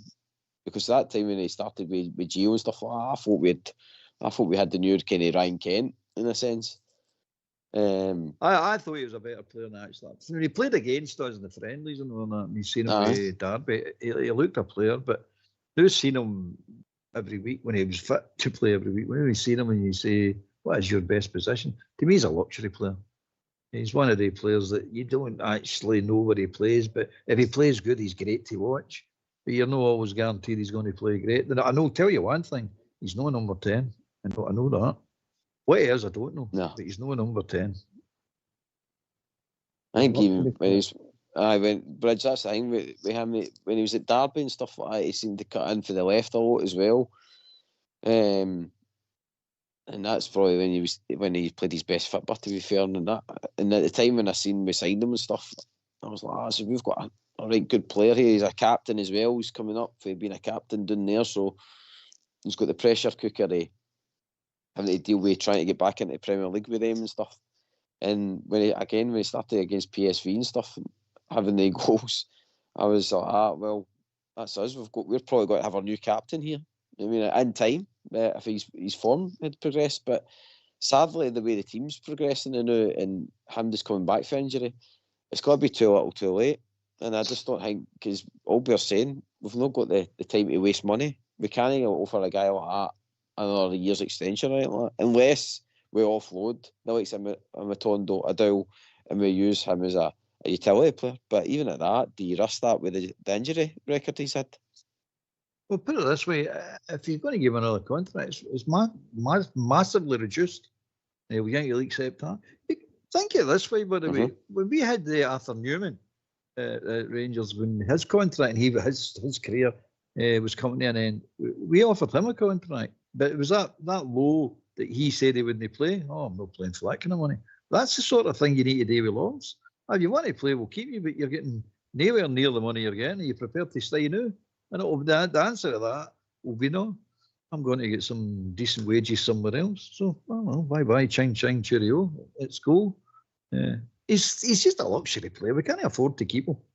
That's what I see. But I think Clement likes him. I don't see what he likes. I really don't. He's no in a game enough for me. He flirts in and out of games. He's just not in the game long enough. No influence in the game. Dowell's the same, Albert. Don't you think Dowell's the same as that? Absolutely, mate. Absolutely. I don't actually see what Dowell brings to the squad, let alone the team. He comes on. The manager sees either. I don't think the manager sees either. But at one time, these two players were good players. They were good players. We've seen it when they're down in the championship with these players. They are good players, but they've not been good players for us. There's no doubt about that. I mean, Dowell, if he's the player he thinks he is, he wants to hold him out the team before you sign Cherny and Burjami. There's nothing to hold that boy out that team. But he wasn't getting a game. Why? Why was that? Why is he not getting a game? And your manager's telling you it's all doing to training what they do in training. Well, is he not doing it in training then? Because I was looking at them and saying to myself, anybody, and I'm including the boys here, anybody that's training with the Rangers team, there's nothing to hold you at the first team. If I was playing, I'd be looking at that going, I'm getting a chance. I'm getting a first team jersey. There's none of them better than me. And I'll prove it at training. If it takes to prove it at training, it's exactly what they get your chance, go in the park and then prove it on the park. Because I don't understand these boys at all. I really don't. I mean, I've seen the B team and I'm going, you just put more effort into this and look hungry, score goals. Keep saying it, score goals, bring yourself to attention. There's nothing to stop you getting in the Rangers team. Nothing at all. Anyway, I'm not going to get into this. You'll get me ranting and raving about the B team again. Sorry, No, I'm talking too much. No, I agree, Albert. No, I do agree. Like he says, if these boys would just put their mind to it, I think, like he says, could easily get it, especially up front. You know, I mean, Daniels is coming back for an injury. You know what I mean? And there's, like I says, young McCausland. He's in floating about the first team, but again, he's getting pushed out with a lone player and Bajami. You know what I mean? He's not really lit it up either. So there's opportunities there. So, Bridge, just to kind of go back to what we were saying about the transfer, Kitty, would you spend all the money on one player or would you spread it? Well, obviously it depends what's on offer. But right at this moment, I have to say, I would only be looking for a minimal number of players in the door because the better quality you can get. But Rangers are Rangers. Sometimes they've been poor buying in the recent past. We bought what we thought was good players. As you know, you just talked about them. You thought they were good players and they looked good. Whatever we wanted to go and see, went to see them, they looked good. They just didn't turn on for Rangers for whatever reason. So I don't know. We need to be, obviously, we need to get somebody that picks these players to buy them, to look again and find out what's going on, because I don't understand how all these players can come into Rangers, even if they just have one season, maybe 2 seasons. Do what Ryan Kent did, and then he just stopped playing by the look of it. And that's sad because he was a fabulous player, that young lad. But he didn't want to play. And he's went away. I think he was in Turkey there, and I don't think they want him, and so on and so forth, because it's an attitude thing, not an ability. It's an attitude thing. And they don't want us to pick anybody up and at inflated prices, and we end up with these guys that have got an attitude, and that's what we don't want. So we've got a mix of players that have came in the door, and unfortunately for us, they get injured in the first couple of months of playing for us. Whether it's at heels or not, I don't know, but it seems the player can't play again, not for another year, blah, blah, blah. So we end up with players on long-term sickness, and it's not right. That a player, our team shouldn't be like that. I'm not saying that a player can't get that. That will happen, but seriously, Rangers have had a lot of them, and to me, it's just been buying the wrong players. They've been buying the wrong players, giving them really good contracts, and they just get, that's it. That's me made for life. I'll get my money out of this contract no matter what happens, and then I'm away. And that's what they've done with the Rangers, and they've sucked their money out of Rangers, and left Rangers with a few problems.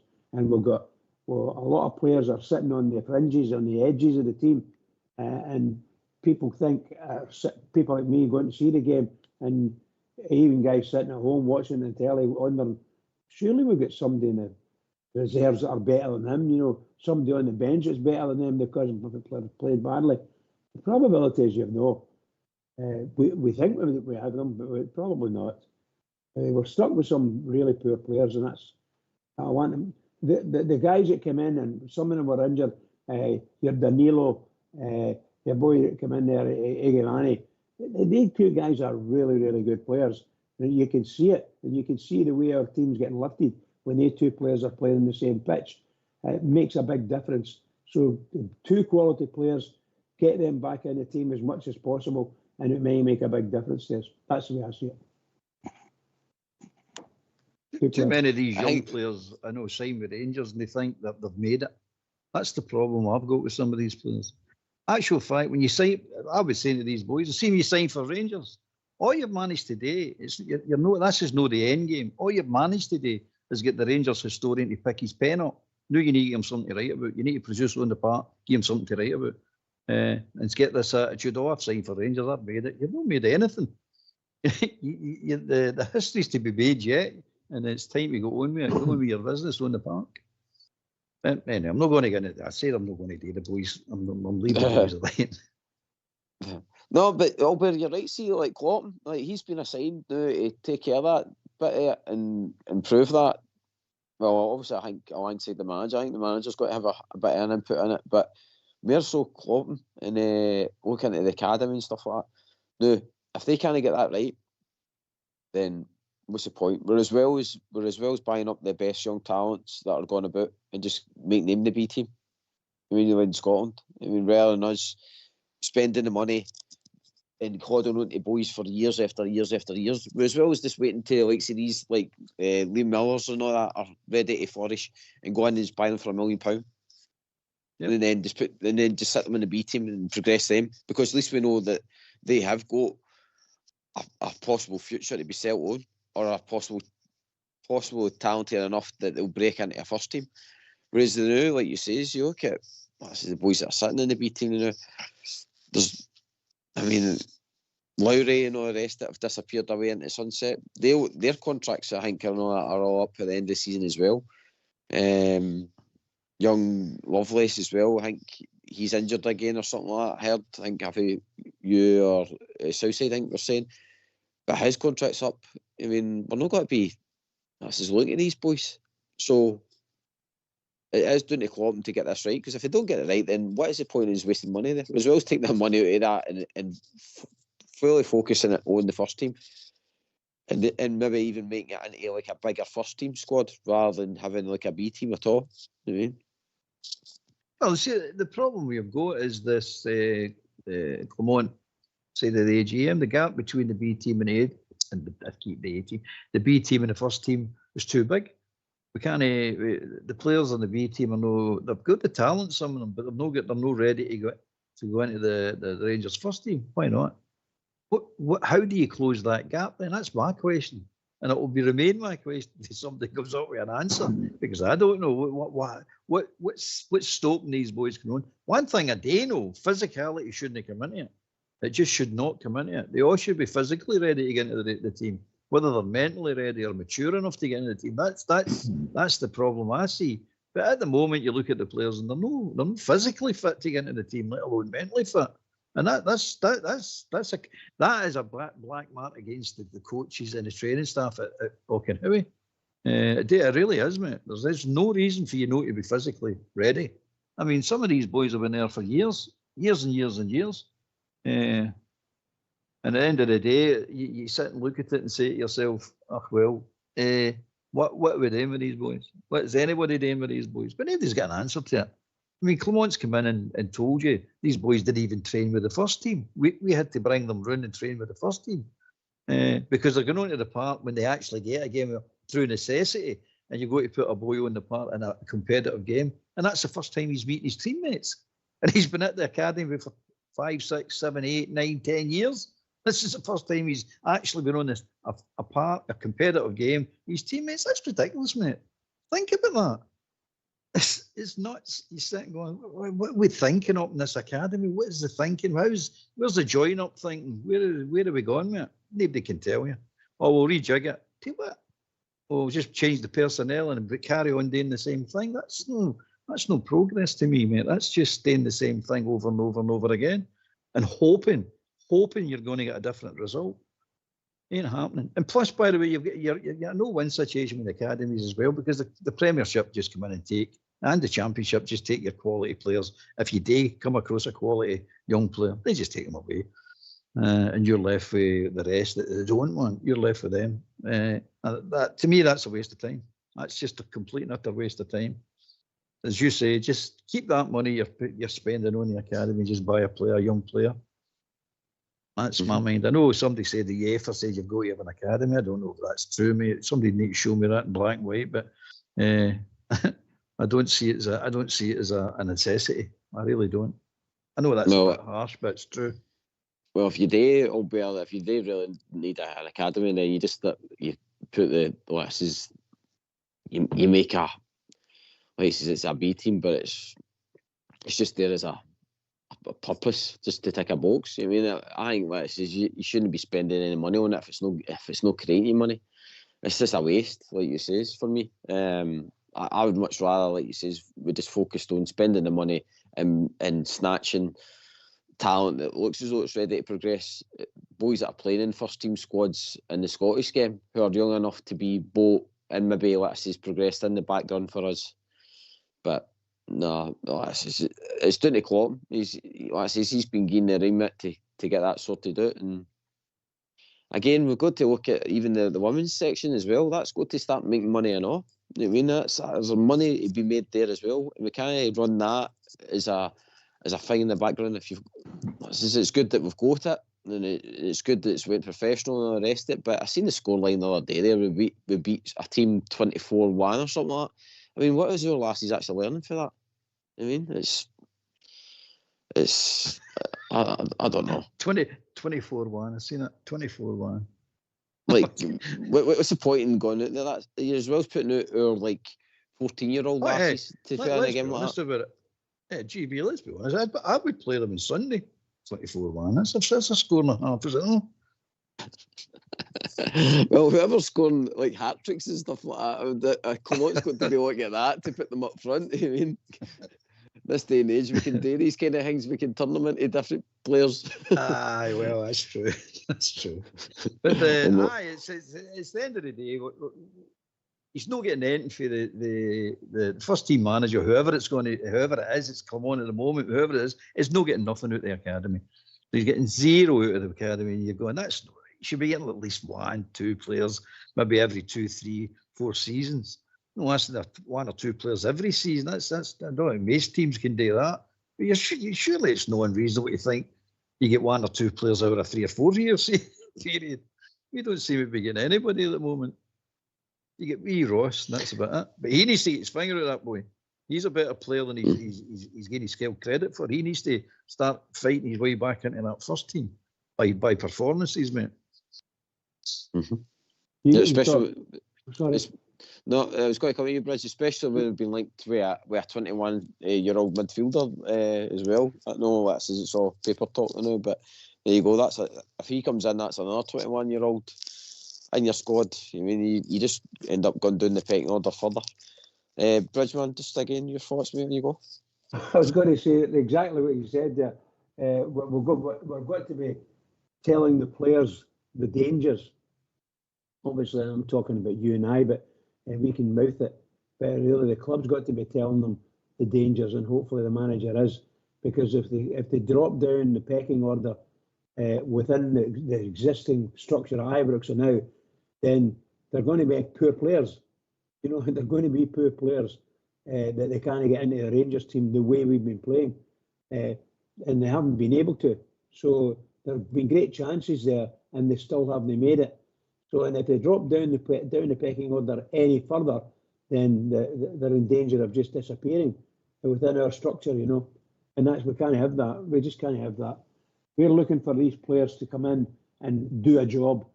You know, if we get an injury to someone, they've got to step in and play as quickly as possible.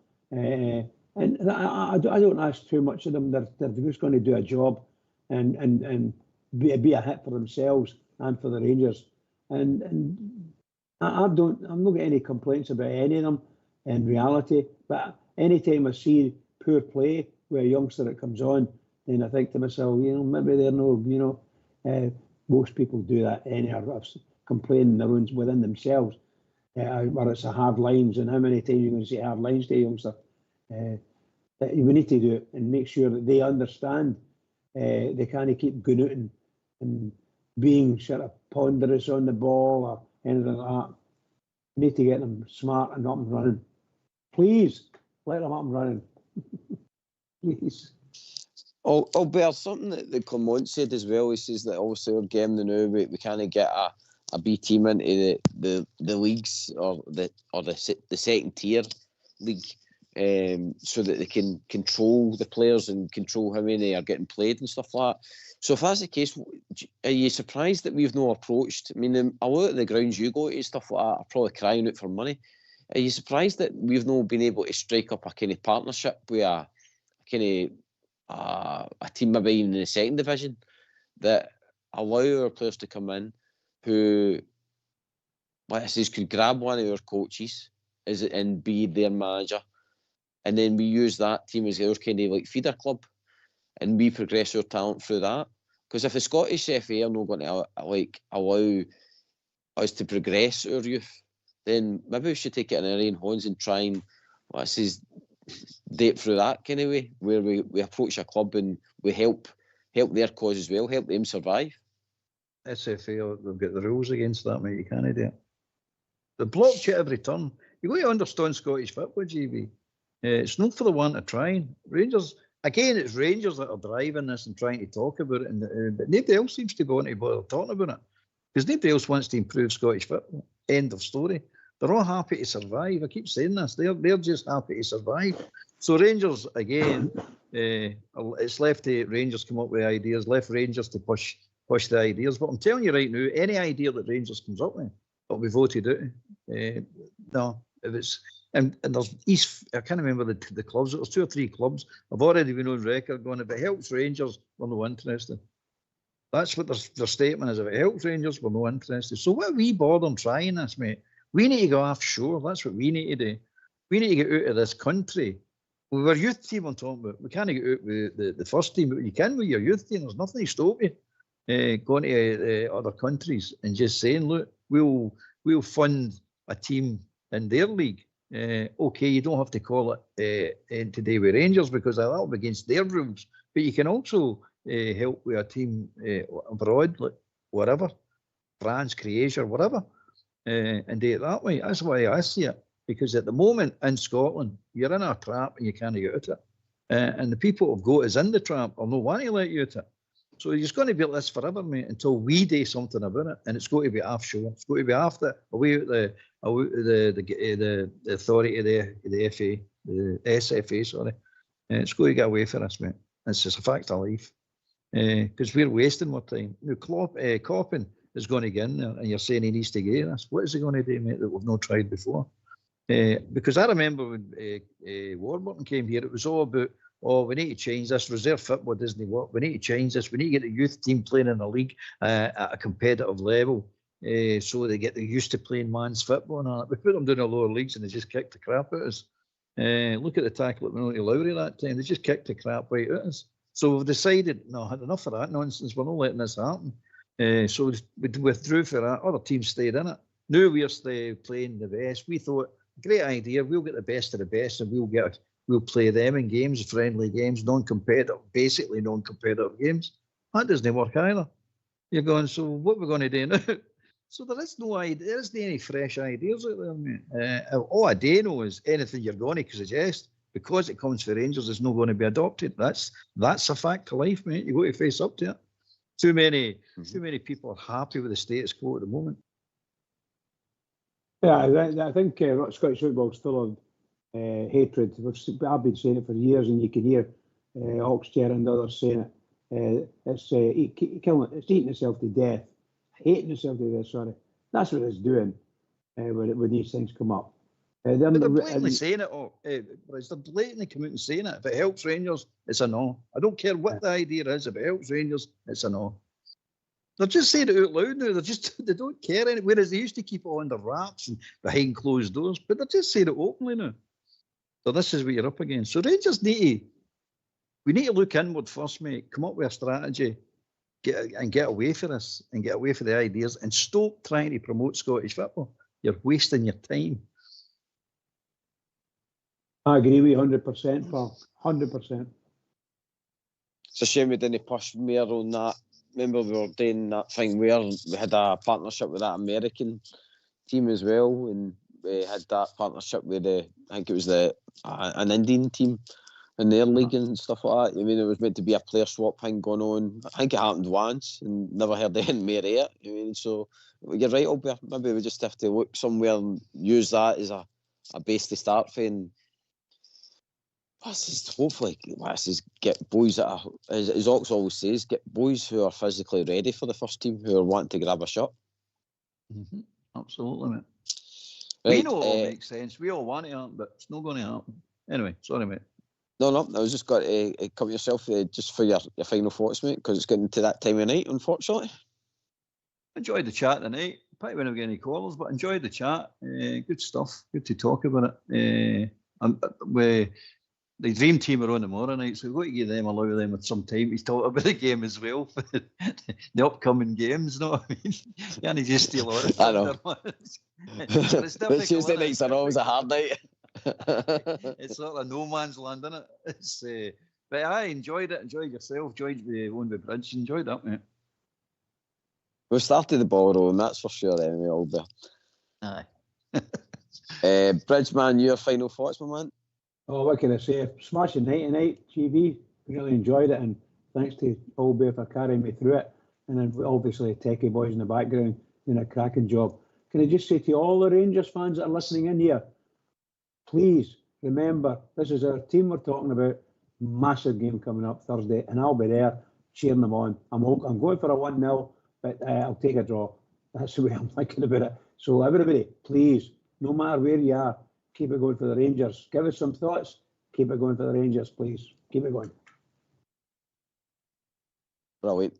And a big thanks to the two of you tonight. It's hard when there's no calls, and there's two big games coming up. So help the boys out for the rest of the week. Phone them with your points. Talk about Clermont, because I think it's a massive week for him as well to get the fans back on side.